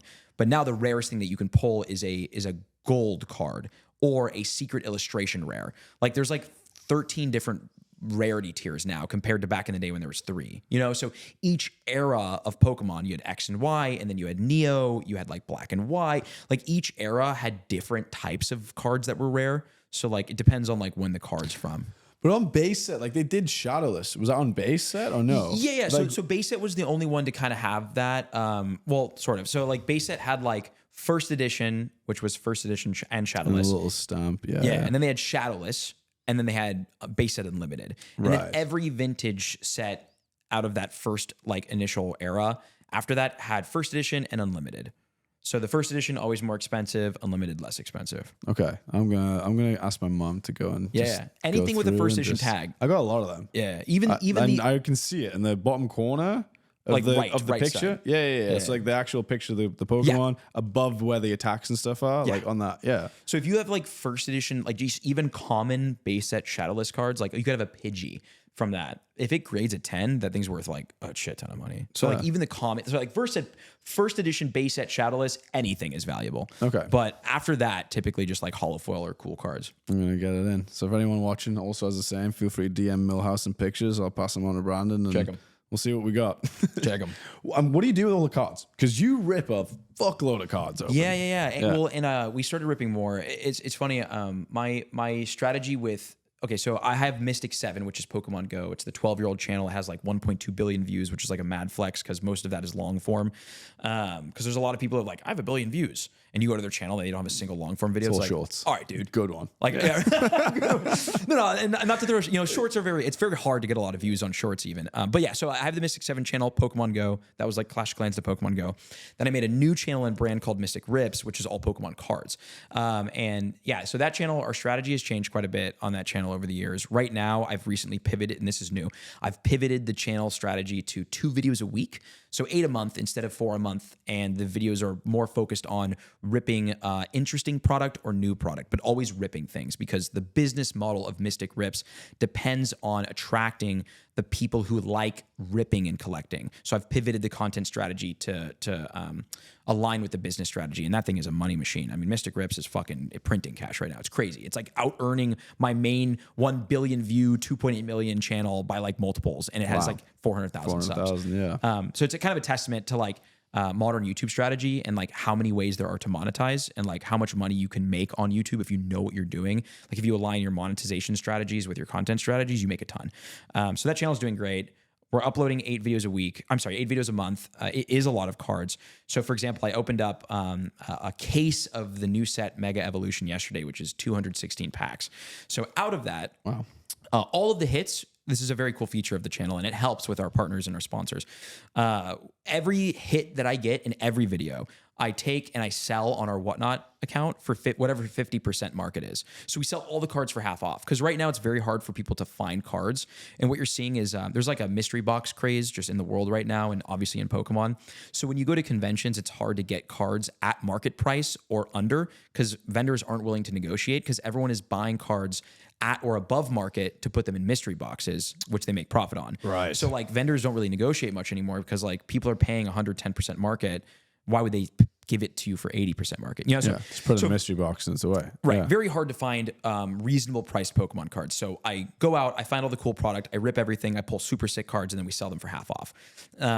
So we do that with the hits, and then everything else, like all the common stuff, we donate. Or like Corey, my assistant, he master sets. So we have like thousands of cards from the newest set. So he's going to take them out. Like he's going to take the ones he needs for his master set, and the rest we donate. Sick. So there's ways, like I could be selling it, making more money, and like it's something I've thought about because like you could make a decent amount of money off of bulk, but it's hard to, it's a pain in the ass, and it's just like, I don't know, some kid's gonna fucking get this, or like, you know, because we donate either to like to Goodwill or to St. Jude. Yeah, that's nice. Yeah, I prefer St. Jude just because like it's like Goodwill resells things, whereas St. Jude like actually gives them to like kids. You know what I'm saying? So like we prefer that. So that's where we end up putting the like bulk product, and then the more rare stuff and hits we sell to give our community kind of a thank you for supporting. So we give it to them for like 50%. Wow. And from like a business model perspective for you, you're able to subsidize them because you've got the revenue coming in from like the AdSense and from your partnerships and so on the channel. Is that right? Yeah. So business wise, so the breakdown on that channel, we have an average of the goal is to spend $1,000 in product per video. So $8,000 a month in product spend. The channel right now is generating about $12,500 off of ad revenue. But if you look at the graph on it, it's doing this because we're upping our upload schedule. So I'm aiming to get to the channel. The ad revenue should stabilize between like $18,000 and $25,000 a month. And this just depends on how well the videos perform, because 8 videos a month is very high upload. And if I can optimize the videos to get 100 to 200,000 views a video, which would be amazing, then we could probably touch 1.6 tops million a month. Yeah, you know, views. and plus like the whole catalog of evergreen content that keeps getting views. Like we could probably touch 20. Either way, the ad revenue pays for the product cost, so that's profitable. And then there's obviously like editing expenses and thumbnail design, which I outsource. The real money on that channel comes from all of our sponsorships and our brands and our affiliate marketing. The channel is going to generate like $70,000, $80,000 this month, like the Mystic Rips brand alone, which is crazy. And a lot of that is coming from like great sponsors that we have and that we work with. And on YouTube, that's where you make the most of your money. It's not AdSense. It's from affiliate sales, sponsorships, and products and businesses.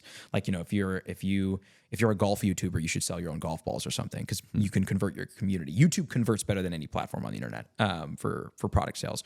So we have new merch coming out. We're going to do like a Labubu thing with like a keychain that I have for like a logo that I have. It'll be very cool. But right now, so the YouTube AdSense pays for the product, which is great because it's profitable off of that. And then we make a lot more of the money from like affiliate stuff and brand stuff. Right. That makes sense. And the like selling the cards for 50% market is like a partnership that we have.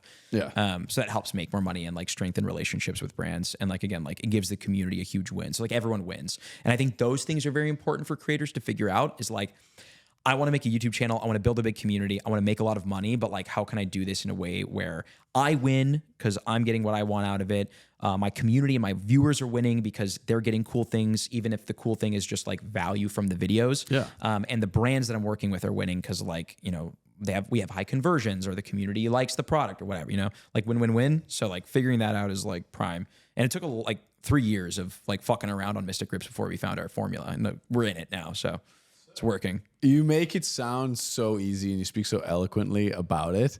What are the drawbacks? What is like some of the hurdles that you've come across when you're either making the YouTube videos or setting up the business models, managing teams? Because, you know, you're not just a single guy anymore making Clash of Clans videos. Like, you've built a whole team around you.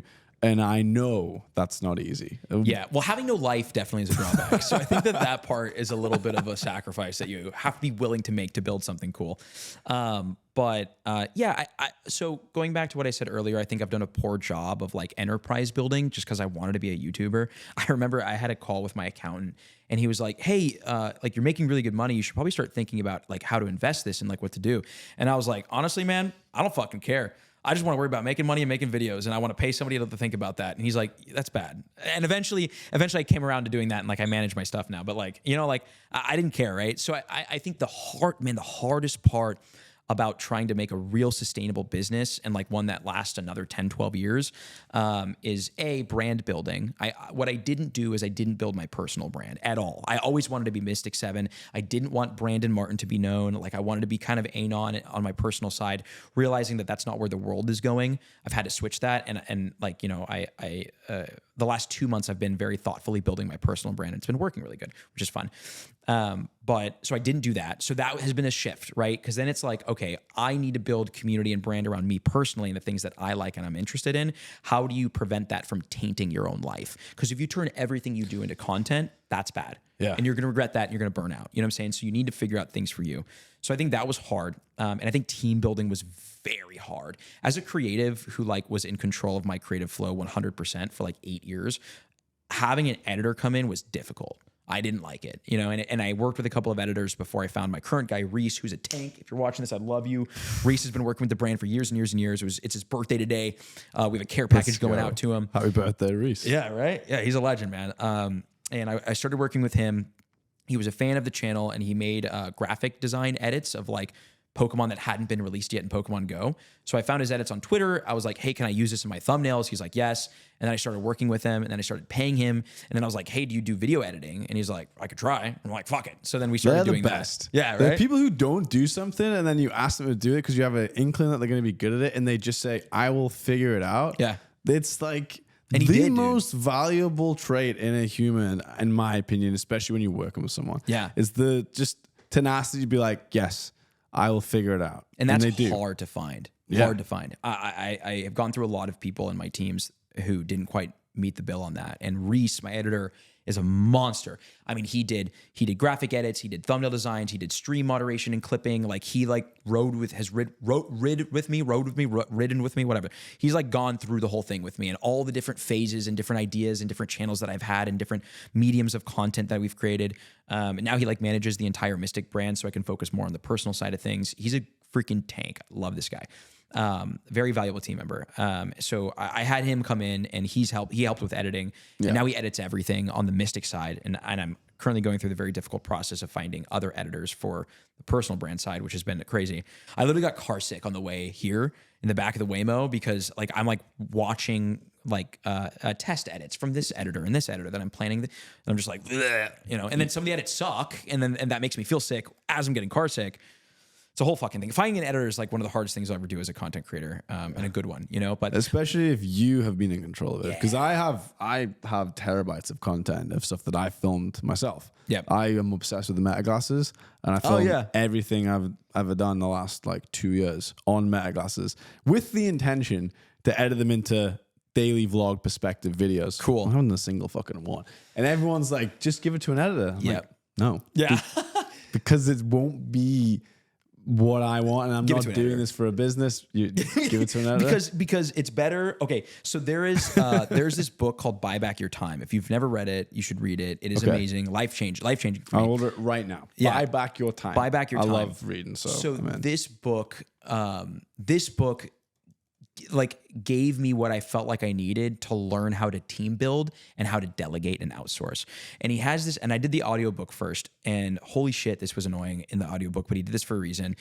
He does this thing where he says, and he said this over and over again throughout the whole fucking book, and it was so annoying, but it will never leave my brain. He's a grand marketer, but he would say throughout the book, like if someone does something 80% as good as you, that's 100% awesome. And it's like, that's a dumb saying. You know what I'm saying? 80% of you is 100% awesome. It's like, who says that? But I remember it. And it's true. You know, if somebody can do something like 80% as good as you can, that's perfect. And that should be perfect. And you should not expect people to be able to do it better than you until you can find and hire those people. And that's who you aim for when you have the resources to find those kind of people. But that's the thing is like, yes, you might never be able to find someone who does the thing that you do as good as you because it's you, but you'll never be able to do more than just that one thing if you're always doing that one thing, and especially if it's video editing. And that's what I tell everyone that I work with or that or in YouTube videos that I make when I talk about how to be a YouTuber or how to be successful. The first thing you should always outsource is editing. And it's not because, you know, you're a bad editor or whatever. It's just like to learn how to be a good editor is going to take a ton of time. And eventually you're going to outsource this because editing takes too much time away from the creative process. It's just worth outsourcing as fast as you can. So find an editor. But that's the thing, you can still have your hand in it. You know what I'm saying? Yeah, like Framer.io is a great program that I use. We use Frame.io. Right. It's fucking awesome. Or Frame.io, not Framer. Yeah. You know, so it's like you could still fucking give the edit notes, but like, True. man, you know, you'll never upload it. Yeah. If okay. you do the whole thing yourself. All right. So my mind is a fight back is, okay, what if I edit like 3 as an example and be like, this is the style I'm expecting out of these videos. This is what I like. Is that worth it? Or would you rather just be like, no, give the edit and let them put their style in and then pick the edit from that?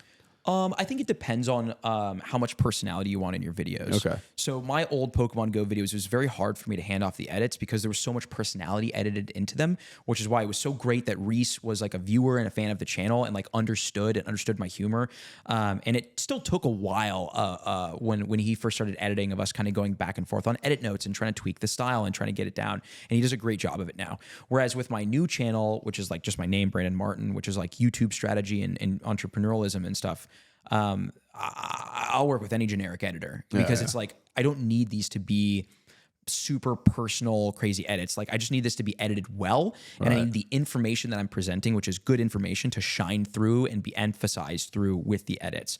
And then I add my personalized touches on it, which is basically like, here's the color palette that I want the visuals to look, which match my brand. Right. And that's like the most customization that I care about. Right. Okay. So like, it really depends. Now for you, like, you know, if you want to make like a personal vlog through your eyes, yeah, you probably should edit the first 2 or 3 so that you can give examples to editors, because I give examples to editors even if it's not of my own videos. It's like, I like these editing styles, make something similar. And like, I don't care if it's close or far, just as long as the video is edited and you're not charging me too much and it looks good and the information shines through. That's what's important. But for you, if what's important is like you shine through in your videos, yeah, it will be important for you to at least edit the first 2 or 3, and that might be something that you can't hand off. You know, there's this guy Preston Goes. He's a great YouTuber. He's like Ryan Trahan's favorite YouTuber right now, and he's fantastic. And he just moved to LA.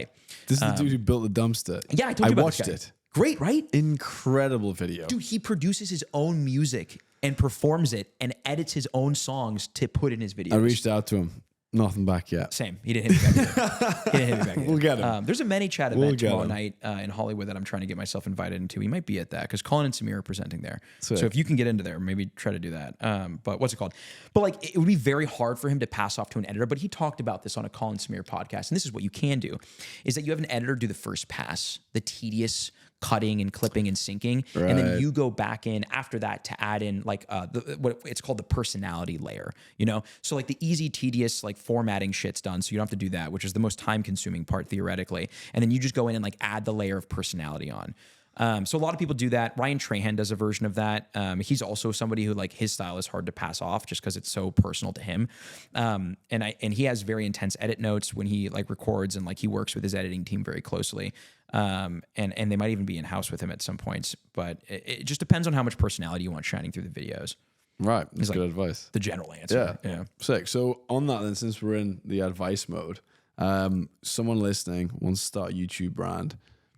Start. I don't care. Whatever you're going to say doesn't fucking matter. Just put the fucking camera on and post the video. It doesn't matter. It doesn't fucking matter because you can be the videos. Oh my God, dude, the amount of fucking people that I've talked to in the last 10 years who are like, I want to make YouTube videos. They never do it. It's like, just post the fucking video. Oh my God. YouTube is so easy. It's the easiest platform you'll ever do because it's not like TikTok or Instagram where you have to like have optimized content and optimized hook and stay on the fucking hamster wheel for 24 hours a day or you go irrelevant. YouTube is so easy because all you have to do is just keep posting. You build the catalog, and then as long as you keep posting, you're consistent with it, you allow enough time to go by, you don't quit after a month or 6 months, and you just keep constantly thinking about what are ways I can improve. You will be successful. It's the easiest platform to be successful on. It's also the most important platform to be successful on, and it's also the hardest because the reason why it's hard is not because it's difficult, it's because it requires things that people struggle with, which is patience and consistency, right? Those are the only 2 things you need on YouTube to be successful, is patience and consistency, and most people don't have that over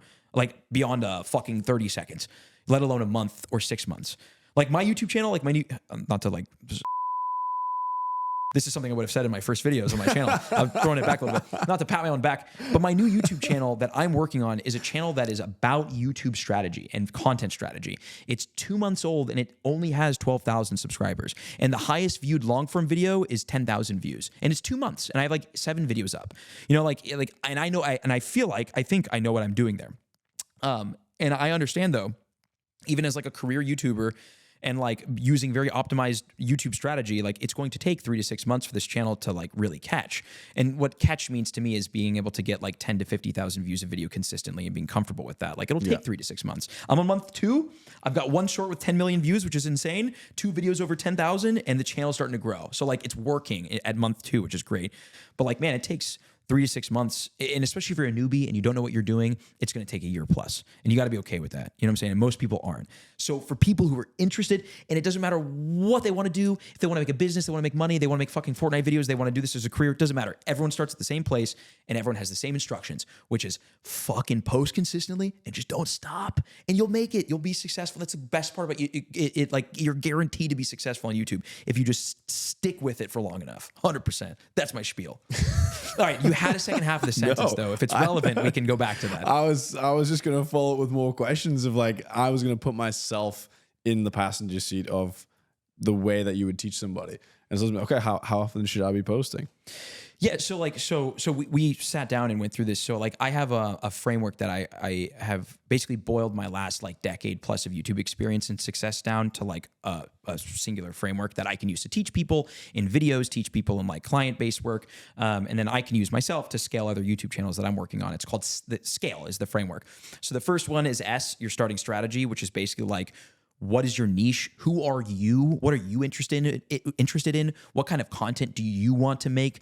And like how often should you be making it? Where should you post? Like what features? Like should you live stream? Should you make YouTube videos? Should you make shorts? So that's like the S, figuring that out. So you want to start there. And then there's the C, which are your content pillars. Which are repeatable formats. So, for example, a repeatable format on my Mystic Rips channel is every time a new set releases, I open up like 100 packs or 500 packs or a case of the new set every single time. It's very easy for me to come up with video ideas because that's one of my content formats. So like every time a new set comes out, which is like once a month or once every other month, if we're counting Japanese sets, I know and my audience knows I'm going to open up a case. Yeah. Repeatable format, I can do it every single time. It's the same video every time, but it's different and it's new every time in certain ways, and it works, right? So you want to think about that, of like your content pillars. What are the foundational aspects of your channel? You know, what's your editing style? For example, my Mystic Rips editing style is like very high frequency edits. It's made for like fucking TikTok kids, like with low attention spans. It's like memes and shit going all over the place.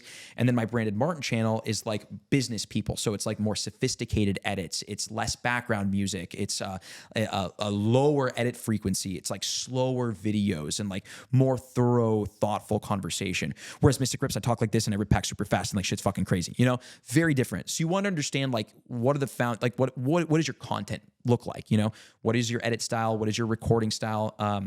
Your content, like your repeatable formats, like what kind of videos are you making?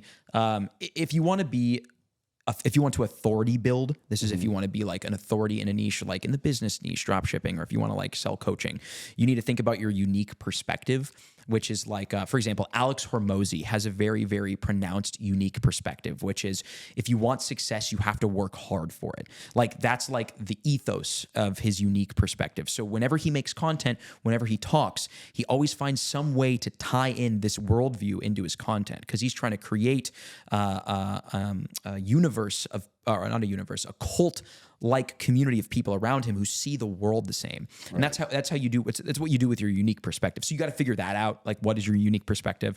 And then there's like some other considerations for your content pillars. But it's understanding like when I have a video idea, does it align with my content pillars? Yes, I'll shoot it. No, I'll disregard it. And you have to have that because otherwise any video idea might be a good video idea and then you'll never have a good video idea because you don't know where to angle your strategy or your channel. Right. So your content pillars help kind of like align that. And then the A is for audience. So it's understanding more about your audience. So like, for example, like if you want to make videos talking about entrepreneurialism, you should not be editing videos like as if you're making it for like Fortnite kids where it's like super high intensity edits because like you're not aligning your content with your audience. Yeah. So then it's thinking about your audience habits, like Again, I'll use Alex Hormozy as an example. Like when you watch his videos, it's a lot of him just sitting, talking, like writing down on a piece of paper.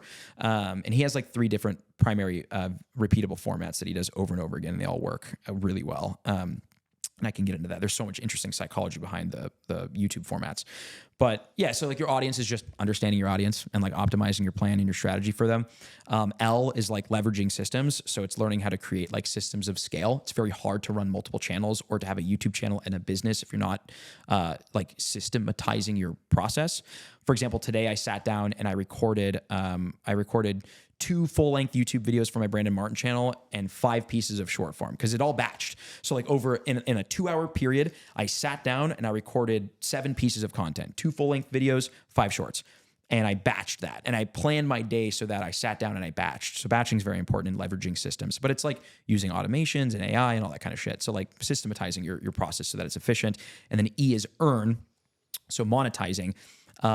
And figuring out like, okay, like how do you want to make money and how much money do you want to make, which is actually a video that I talked about, or I made a video about that today. And that's important because like, if you want to if you're a vendor, a Pokemon card vendor, and you want your YouTube channel to generate you more money for your vendor business, there's very specific types of content that you should be making that align with that monetization goal. And it's really, really important to consider your earning strategies and goals and aspirations when you're coming up with your YouTube channel strategy, because it's going to affect how you make content, the kind of content that you make. If you're, for example, if you're a luxury car dealer, you could make all sorts of different kinds of YouTube videos, but only a specific set of them will attract your ICP, which is your ideal customer profile. Because if you're a car dealer, you don't want fucking 12-year-old kids coming to your dealership taking pictures of your cars. You want rich 12-year-old kids coming to your thing to rent the car to flex on their Instagram story. You know what I'm saying? Yeah. You want the son of someone who can afford the car. Right. Yeah. So very different YouTube videos. What? Doug DeMuro? No. Doug DeMuro is a great example of what you exactly just said. He did these car reviews, basically. Cool. He was this guy, you may have seen the meme, and he always goes, this. So he would say, this is the new Porsche 911, and like rip through all the features. He started Cars and Bids, where people will put luxury cars or unique cars up for sale. It's an eBay for cars, basically. Genius. And he started that business off the back of getting 1 million to 10 million views per video. And he's like, wait, this audience love fucking cars, love unique cars. Go and buy and sell your unique cars on this platform, and obviously he gets the kickback on the rake. That's crazy. But he's a great example of someone who's done that. But so he's a good example too, and I maybe want to be careful when I'm explaining this scale framework. You don't need to know your monetization strategy, goals, or plans before starting your channel. It's way more important that you just start the channel and you get the reps in and you start posting videos, because you'll eventually get to the point to where you can really think about monetization. It's good to consider, especially if you're a business. If you're a business and an entrepreneur, you definitely should consider that when initially doing it, because otherwise you're going to like burn marketing dollars and like you're going to waste money making videos. Let's just hang on that for a second then. Like I've got a good knowledge of it myself. Obviously I'm running a business that we're attempting to sell a lot of products through YouTube content and so on and brand build. But if someone's looking at it, like, what are the different styles of earning money as a brand through YouTube? YouTube has a handful of ways to earn. So here, I'll explain the main monetization methods of YouTube, and then obviously depending on like what kind of person or business or content creator you are, like specific ones apply to you. Very basic. There's ad revenue. Yeah. Fun stat. YouTube published this the other day. Over the last 4 years, YouTube has paid out $100 billion in ad revenue to creators. And ad revenue represents maybe 40-50% of creator earnings. You know what I'm saying? Like way more money is made outside of ad revenue, which is just crazy. So like props to YouTube for that, for providing such a flourishing ecosystem for people to like pursue their hobbies and careers and like make money. It's so cool. YouTube is the fucking coolest place ever. So you've got ad revenue. So that's one. You've got memberships now, right? So if you're a streamer and you're not streaming on YouTube, you should be streaming on YouTube, because memberships factor into this. And even if you're a YouTuber, you should set up memberships and maybe have some perks. It's like Patreon, basically.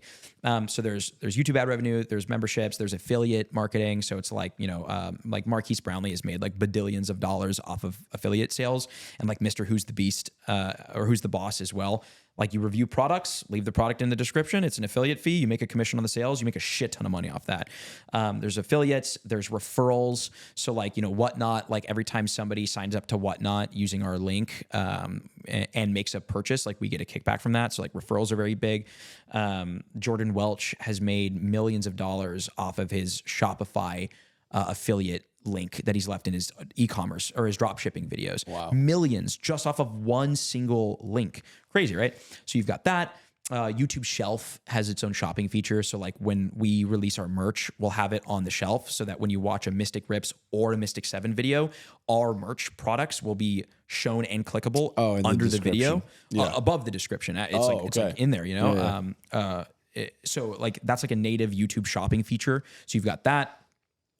Which I would say you don't unlock that immediately. You got to unlock the earn. Oh yeah, you need like the 4,000 hours of watch time and like 500 subscribers, which they dropped from 1,000. Yeah, they did recently. Yeah. So, I mean, just post. Like it's exactly. So easy it's so easy to monetize. Just post. Okay. Anything else on the monetization? Well, so like if you stream, there's like donations and stuff like that. Product sales. And then there's the generic, like not even thinking the third party of like you're building a brand, you're showing off your products. People like going to your website and just buying it and knowing about it. Of course. So then you got sponsorships, right? So like brands pay for integration. So like right now we charge like $4,000 to $6,000 for like a sponsorship in like a Mystic Rips video. So we make a lot of money on that.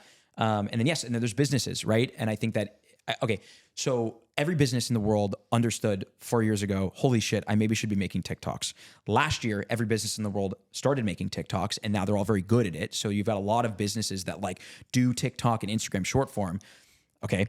Next boss is YouTube videos. No businesses are optimizing for YouTube. And it's shocking to me as a YouTuber because YouTube has the highest conversions out of any social media platform and the stickiest, strongest audiences. You want to build brand and community around your brand? Fucking YouTube, man, is going to do that better than anything else, but it's hard, right? Hard to build there, hard to figure out the strategy. People don't know what to do on YouTube, but that's big, right? So like if you're a product or a brand, converting YouTube viewership and community to brand sales is a very, very powerful avenue. So you've got that.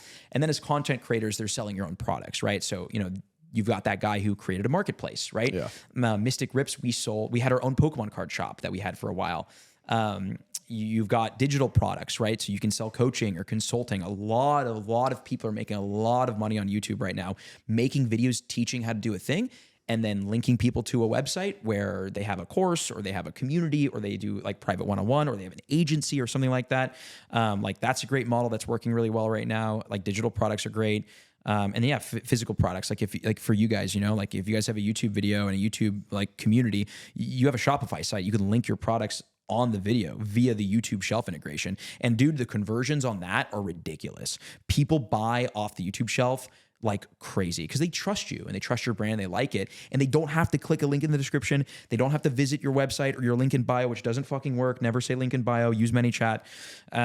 It's like natively on YouTube, the product. It's so easy to click. So like, yeah, a lot of different ways, but like, if you're a content creator, you monetize this, like you use these host of things to monetize. If you're a streamer, you do these things, like different packages, right? Like if you're an entrepreneur with a digital product, like you sell a software or a course, you do these strategies. If you're a brand that sells physical products, you do these strategies. And it's kind of important, like if you sell a product, it's probably good you don't take brand deals to sell other products, with Mystic Rips, we didn't do any brand deals on the channel at all for like 2 years because we wanted 100% of the like marketing push of the channel to be towards our own shop. Yeah. And now that we don't have the Pokemon card shop anymore, almost every video has a brand deal in it. Every video does have one if we can do it, right? Yeah. And I think that's a good practice as a YouTuber, by the way. Always put brand deals in your videos. If you're a content creator. For a business, you are your own brand deal, Yeah. You could like shamelessly plug your own products every video, but that's what we do on this. Yeah. Like buy the shit. Exactly. Buy it. You can't buy that. That's prototype. Don't buy that. Yeah. You can buy this guy. Buy that. This guy is also prototype V2. You can buy V1 of that. That's fucking sick. I have like Sid and I have shit like this in our house. That one's like we originally packaged these as a single. You would buy the controller tray together, which is over there. Okay. And then we're like, well, people have valet trays. People who don't play video games need somewhere to put their keys and their AirPods and their wallet. Or like a glass of like milk, Exactly. Just like a nice, that's solid marble valet Plus, tray. like, let's say like you're gaming and someone breaks into your house. You can fucking kill him with that. Exactly. You could definitely kill someone with that. You know? Candle. That one smells good. We're testing out the smells right now. That one's pretty solid. Yeah, we're gonna go with this one, and then there's another one on the desk. I'll show you after the pod. This guy is an interesting one. So what is that? Exactly, that's the problem. It's a memory. That's the problem. That's the problem. So when it came through, Evan was like, "I don't like it. It's too abstract kind of vibe," and I was like, "I fucking love it." I knew what it was. And we've asked so many people who used to play PS2 and they don't know what it is. It's a memory card scaled up and then thickened out. And the idea is that smells invigorate memories. And it's an incense holder. Cool. So incense holder's cool. It's like so you got the stick at the top or you put the cones at the bottom. However, too many people who we know play a lot of PlayStation 2 in their younger years didn't look at that and immediately go to memory cards. Yeah, I played PlayStation 2 a lot of my younger years. We got to no switch it. Clue what that is. Okay, that makes sense. But one of the biggest things is like, okay, what's a product that would not be out of place in Kith, the store, and that's what we're going for. And I think a nostalgic looking incense holder is a great idea. Yeah, that's cool. I mean, with Emily, our product designer, has been working on GameCube stuff today. We're gonna make like a candle out of a concrete GameCube, like making that a little bit more on the nose.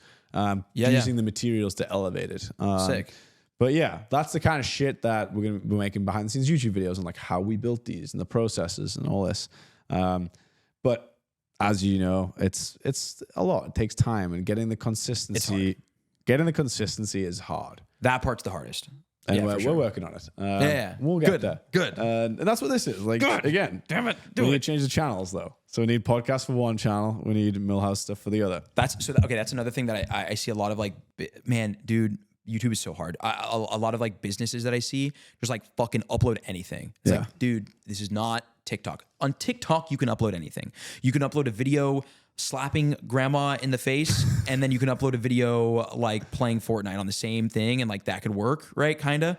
Not really that, but like, you know what I'm saying? Like you could upload very random different niche things on the same TikTok and like it does fine. But on YouTube, like it rewards niches. So like you need to be hyper specific on what you're uploading. And again, going through like what are your content pillars, like it's very important that like if you're a watch dealer and you want to make watch content, you can't do like a video where you go around 47th Street and negotiate with people and then do another video that's like my watch collection, and then do another video where it's like reviewing this watch. You theoretically could, but like you just can't grow a channel like that. You got to do like, your channel is all you negotiating and wheeling dealing between people, right? Or your channel is all about you and your watches, or your channel is all about reviewing new watches that come across your desk. Because I made a video about this today. Okay, think about it like this.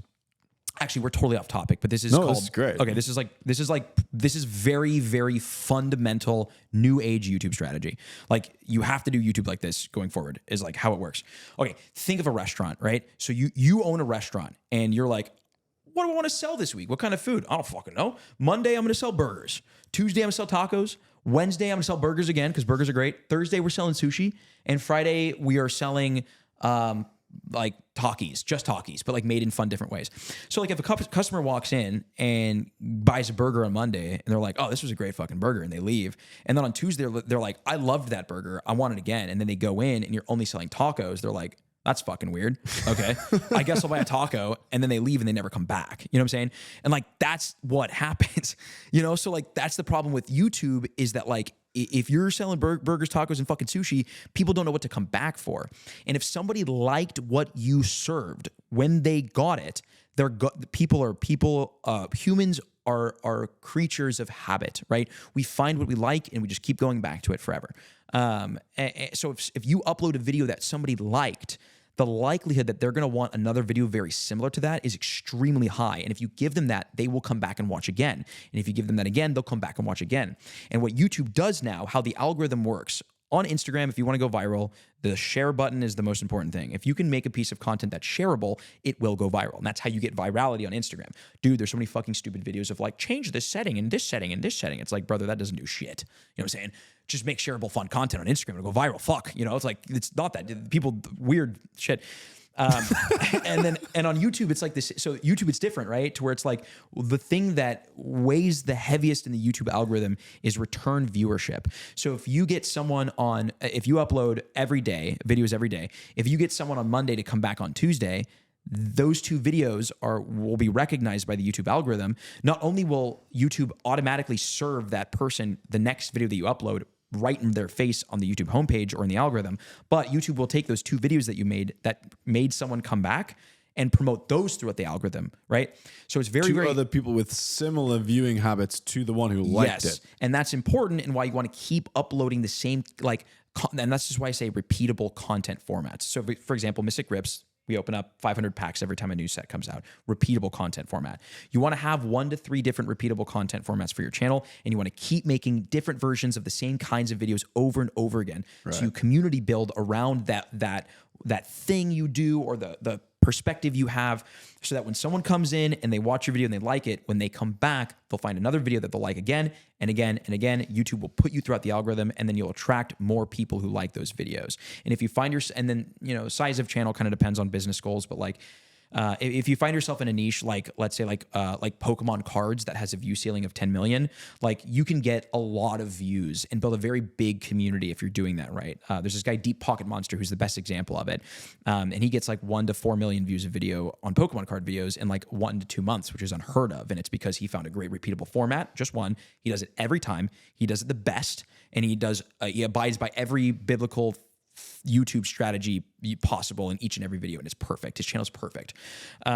So that's how to do that. And then if you're a business, your goal might not be getting 1 million views. Your goal might be getting 10,000 qualified views, which means again, if you're a watch dealer, you don't want 1 million views of people who don't buy watches. You want 10,000 views of people who do buy watches, right? So that affects content strategy too, but same thing, repeatable formats, and you want to upload the same kind of stuff so that people keep coming in for more and more. And that's how you grow on YouTube. Yeah, that's my TED Talk. I got to work on refining that. I would love to say that on stage. I don't think someday. you do. Okay, cool. You say it with such clarity. Cool. I'm glad. Yeah. I worry that I ramble. No, not at all. There's no wasted breath on it, and you almost are already on the 1.2x speed in the way that you can say it. Don't even have to hold down on the screen. It's already done, which I actually do a lot now with my podcasts all the time. I didn't do the Matthew McConaughey green lights on that. I haven't seen that one yet. Unreal. Really? It's an audio book. Oh. It's his life memoirs, and it's he himself reading it. Cool. Incredible. You gotta check that out. Very inspiring. It's just a good background. I used to put it on when I was in the gym. That was my gym book for a while. I would just listen to it while working out. Easy double. Cool. Yeah. But yeah, I don't think you need to refine that at all. That's fucking impressive, the way that you can just reel it off. If people want to find more of that, what is the best direction to send them? I'll put the link in the bottom of this episode. Yeah, so I have a couple channels, right? So if you're into Pokemon Go, I have my MYSTIC7 channel. If you're into Pokemon cards, I have my Mystic Rips channel. The channel that I'm most focused on and the brand that I'm most focused on now is my own personal brand. So it's just my name, Brandon Martyn. Yeah. And yeah, it's on YouTube. I make 2 videos a week right now, which is kind of ambitious. I'm finding editors and thumbnail designers. They're very good videos and very, very instructive and helpful on YouTube specifically. So very niche, right? So if you're into YouTube strategy, you're a content creator or a business owner or an entrepreneur that wants to build on YouTube, that's the channel for you. And then I also make short form content. I'm getting back into that. That's been tough to do amongst everything else on my Brandon Martyn TikTok and Instagram. And then this is the fucking monkey wrench in the whole thing that's very difficult, is repurposing. God, if you want to enterprise build on social media, this is how you do it. You make long form videos, and then you make short form videos, and then you make text-based posts. Because I don't post on LinkedIn, Facebook, or Twitter, and that's a mistake. Because it's tough. Yeah, well, but it's the same shit. You can do the same fucking thing on Twitter and on Instagram Threads and on Facebook and on LinkedIn. Technically, you have to reformat a little bit for Twitter because it's a thread rather than just one cohesive post. But basically taking a short where it's how much does YouTube pay for 1 million views in 2025? This is something that's going viral for me on as a short form video. This would crush as a post, a text-based post. I just haven't had the time to fucking do it. Yeah. So one day I'll post on LinkedIn and all these other platforms too, and there'll be a bunch of value there. But that's primarily where I'm at, is those. Love that. I think for me as well, and knowing the audience of people who do listen to these, the YouTube side is going to be fascinating. Yeah. Because I was watching some of the videos today and I actually screenshot it immediately on Slack when you were talking about the shopping thing. I was like, guys, this is our next fucking goal. Very simple, but get these bars filled so we can unlock the urn. Yes. We haven't done that yet. Yeah. But yeah, I think that for me is fascinating, even if you're not trying to build a YouTube brand, just understanding what it is. Like, I know my mom listens to all of these podcasts and she has zero intention of making a YouTube video. Or she does. I don't know. They travel a lot. I could see them going and making YouTube videos of them traveling. I think that'd be great. But that idea of how the business structure of YouTube works is fascinating because it's so new. And I know you've been in the game since pretty much day one of when this has been viable, but it's still so new. Yeah. I find that fascinating. I am curious though, with all of your knowledge, you keep absolutely everything that has gone on in your life in that brain up there, but your social platforms, your social footprint is all wiped clean. No one has any clue who you are from the outside in. You start YouTube tomorrow again, or do you go do something different? And if you do the YouTube, what do you do? We are in the era of AI, and we don't know what that means yet, but we're starting to learn. And you're seeing a lot of layoffs, and you're seeing a lot of jobs become obsolete. And you're seeing a lot of jobs that weren't supposed to become obsolete becoming obsolete.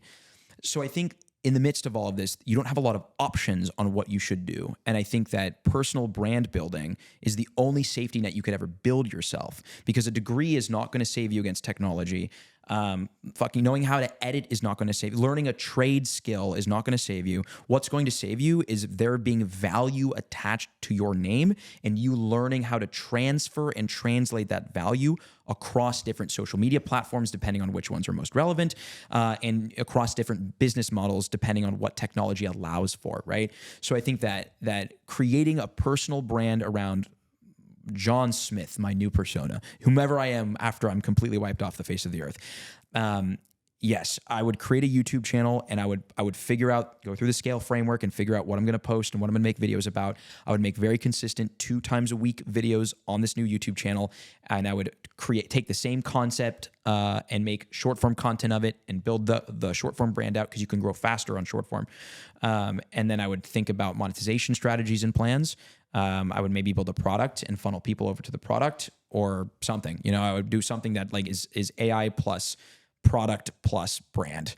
But I think that if you don't have a brand, you don't have much, because AI is taking everything right now, but they can't take away personal brands. And AI is not, and I test this with my team, AI is not good enough right now to take over personal brands. It's clunky. It's very hard to do. And like people, you know? So that's what I would do. And if you could, then if let's say that is the reality, there's no Pokemon, there's no Mystic Rips, there's no MYSTIC7, what would you make your content about? Honestly, dude, like, what are you fucking obsessed with right now, not to do with work? Next summer, Pokemon Go is 10 years old, which means I've been doing Pokemon Go for a decade. So if it gets fucking nuked before then, and like I don't make Pokemon Go videos anymore, not saying I wouldn't be like that would be devastating, because I love my community in the game, but like it might be time to put the fries in the bag. It's 10 years, you know what I'm saying? Like, so maybe that's not the worst thing. Kidding. What would I make videos on? Well, again, I think again, scale framework, yes, just like understanding myself and what I'm interested in. YouTube, it's important. If you're going to make YouTube videos, you make videos about something that you can see yourself doing for over a year, because it takes a long time to build up YouTube. So I would just look at like, what am I interested in right now? What sounds cool? What side of the world sounds cool?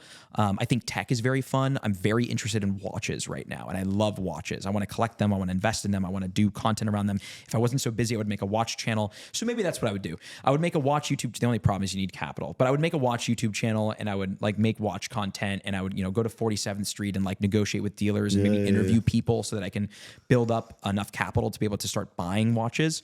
And then I would build a business off of that to where I would like buy, sell, trade, flip watches.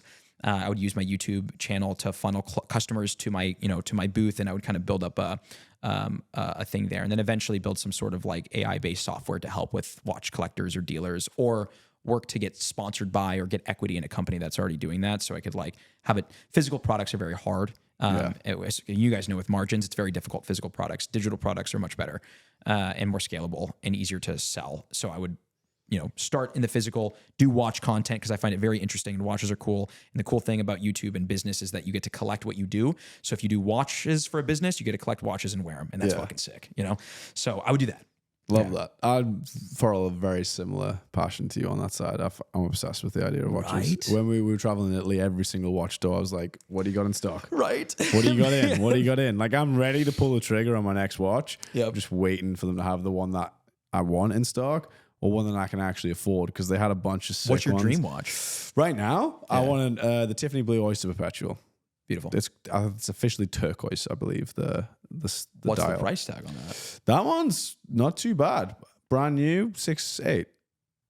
6 to 8? 6.8. 6.85, I think is the exact price. $6,850. Oh, But okay. you can't get it. It's Nice. impossible. Like, it's not going to happen. I That's put my crazy. name down in about 50 stores in the States. What's secondary market on it? Secondary goes to like 15, 16. Okay. But I want You to don't buy. spend that. Yeah, it's right. not that. I want to buy new so I can get in the realm of constantly buying new.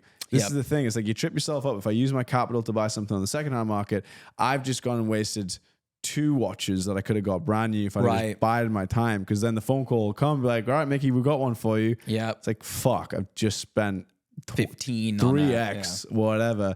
And I'm just not that cash rich right now to be able to do something like that. Right. And ideally, I want to get on the list here so that I can buy 2, 3, 4, 5, 6, 7, Sweet. you know, like. Sick. Okay. Yeah. Well, I can't wait to see you rocking that one day, bro. I'm excited. Yeah. I mean, there was a couple of secondhand shops that have got like the 90s Rolexes, Cool. all steels. You can pick one up for like 4,000 or 5,000. Cool. I'm going to go look at those probably this weekend, to be honest. And I can pull the Nice, trigger on dude. one of them. Okay. Yeah. Next time I see you, a new freaking wrist bling. I want a 36. Uh-huh. Yeah. What's you got 41 there? Or was that a 36? This is. Does it say on it? I have no It'll idea. just be from the size. Oh, I don't know. Let me hold Dude, it. I I'll bought tell this. Here. I bought this when I was Oh, sick. 36. out of Yeah, high yeah. school. This is the size I want. Yeah. Yeah, Oh, it's yeah, good, yeah. isn't it? Yeah. It's great. Yeah, this was a funny story. This is like when I was when I think graduated high school and I was moving to Los Angeles and I was like, you know what, I want a Rolex. So I came to Los Angeles with my family and I went to Rodeo Drive and I was like and I was like, I want to pay for it in cash because that sounds sick. So I went to Wells Fargo, which is like down the street, and for some reason I forget why, but like they only allowed you to pull out like less than $10,000 unless you had to like or you had like report it or like do some weird shit. So I pulled out like $9,900 in cash, and I had it in my pocket, and I was walking with my family through like Beverly Hills, which is very safe, and I was like shitting bricks. I was like, this is so scary. I've got 10 grand in my pocket. I'm gonna get fucking robbed, you know. But then I went and bought it, and it was like super cool. So like I've had this is like my main watch, and it's just like a nice reminder of like, you know, fucking do hard things and keep going at stuff, and like you get rewarded for it, and it's cool. I love that. It's just one last tidbit then for the audience. How were you shitting it when you were carrying the engagement ring around or no? I think the person who was shitting the most was my assistant who I left it with, because that engagement ring was more expensive than my Rolex. That's for damn sure. Yeah. And yeah, I was shitting bricks. I had it in my camera bag, but I was afraid that Sid would find it. That's what I was shitting bricks about. Not that I would lose it, because I knew I was good for that, but that was scary. You know, like you do not want the girlfriend to find the ring or to understand that the proposal is happening. No, 'cause it's so fucked. It's Yeah. the whole thing. It's like you only get one shot at that. You know? You'd Right. like to think. Well, actually, I have had one in the past, and I will hopefully do it again. There in you my go. life. But yeah. When I was once engaged, I had the ring in my backpack, and I remember like every 5 minutes being like, "Is it still there? Yeah, right. Is it still there? It's 'Cause it's scary, in the man. fucking box, Uh-huh. and the box is a very distinct color of the engagement ring that I got the girl at the time, and if she saw it, she'd have known immediately. Yep. So I was very on like high alert. But It's a stressful thing, but it's like, man, when it happens, it's though, exciting. It's crazy, Yeah. Yeah. Congrats, by the way. Like, Thank you. like I said, I know you've just got back this week, right? From Yeah. New York? Yeah. Yeah, Monday. We need to go celebrate. Yeah. We celebrated in New York. Yeah. We celebrate. Oh, we need all to go celebrate. as a Yeah, we're squad, trying to figure gotta- something out. Yeah, right? yeah. Yes, Let's definitely do it. Because we found this karaoke bar that is nearby us. That is the craziest find ever. It feels like a mythical Pokemon pole. It's Really? so fucking cool. in LA? Yeah. Let's do it. Let's do it. Yeah. 100%. Get it's some the spot soju now. going. No, it's not. It's not Japanese. It's not an Asian one? no, it's not. What? It's crazy. It's crazy. We'll go. I'll show you. Sounds good. Yeah. Sick. All right. Well, thank you very much for the time. I appreciate you coming down. This has been a long one as well, which is good. A lot of value in it for the people listening. Nice. So I'll put all the links in the description that you mentioned before if anyone wants to hear more. I would highly recommend going over and learning more about YouTube, because I've been sitting doing the research on you, obviously, and looking through your videos. And I've been passing it all off to the team, being like, guys, we have to fucking do this. Hell yeah. I'm glad. So yeah, appreciate the time. Dude, thank you. Of course. Millhouse. For life. Buy the fucking products.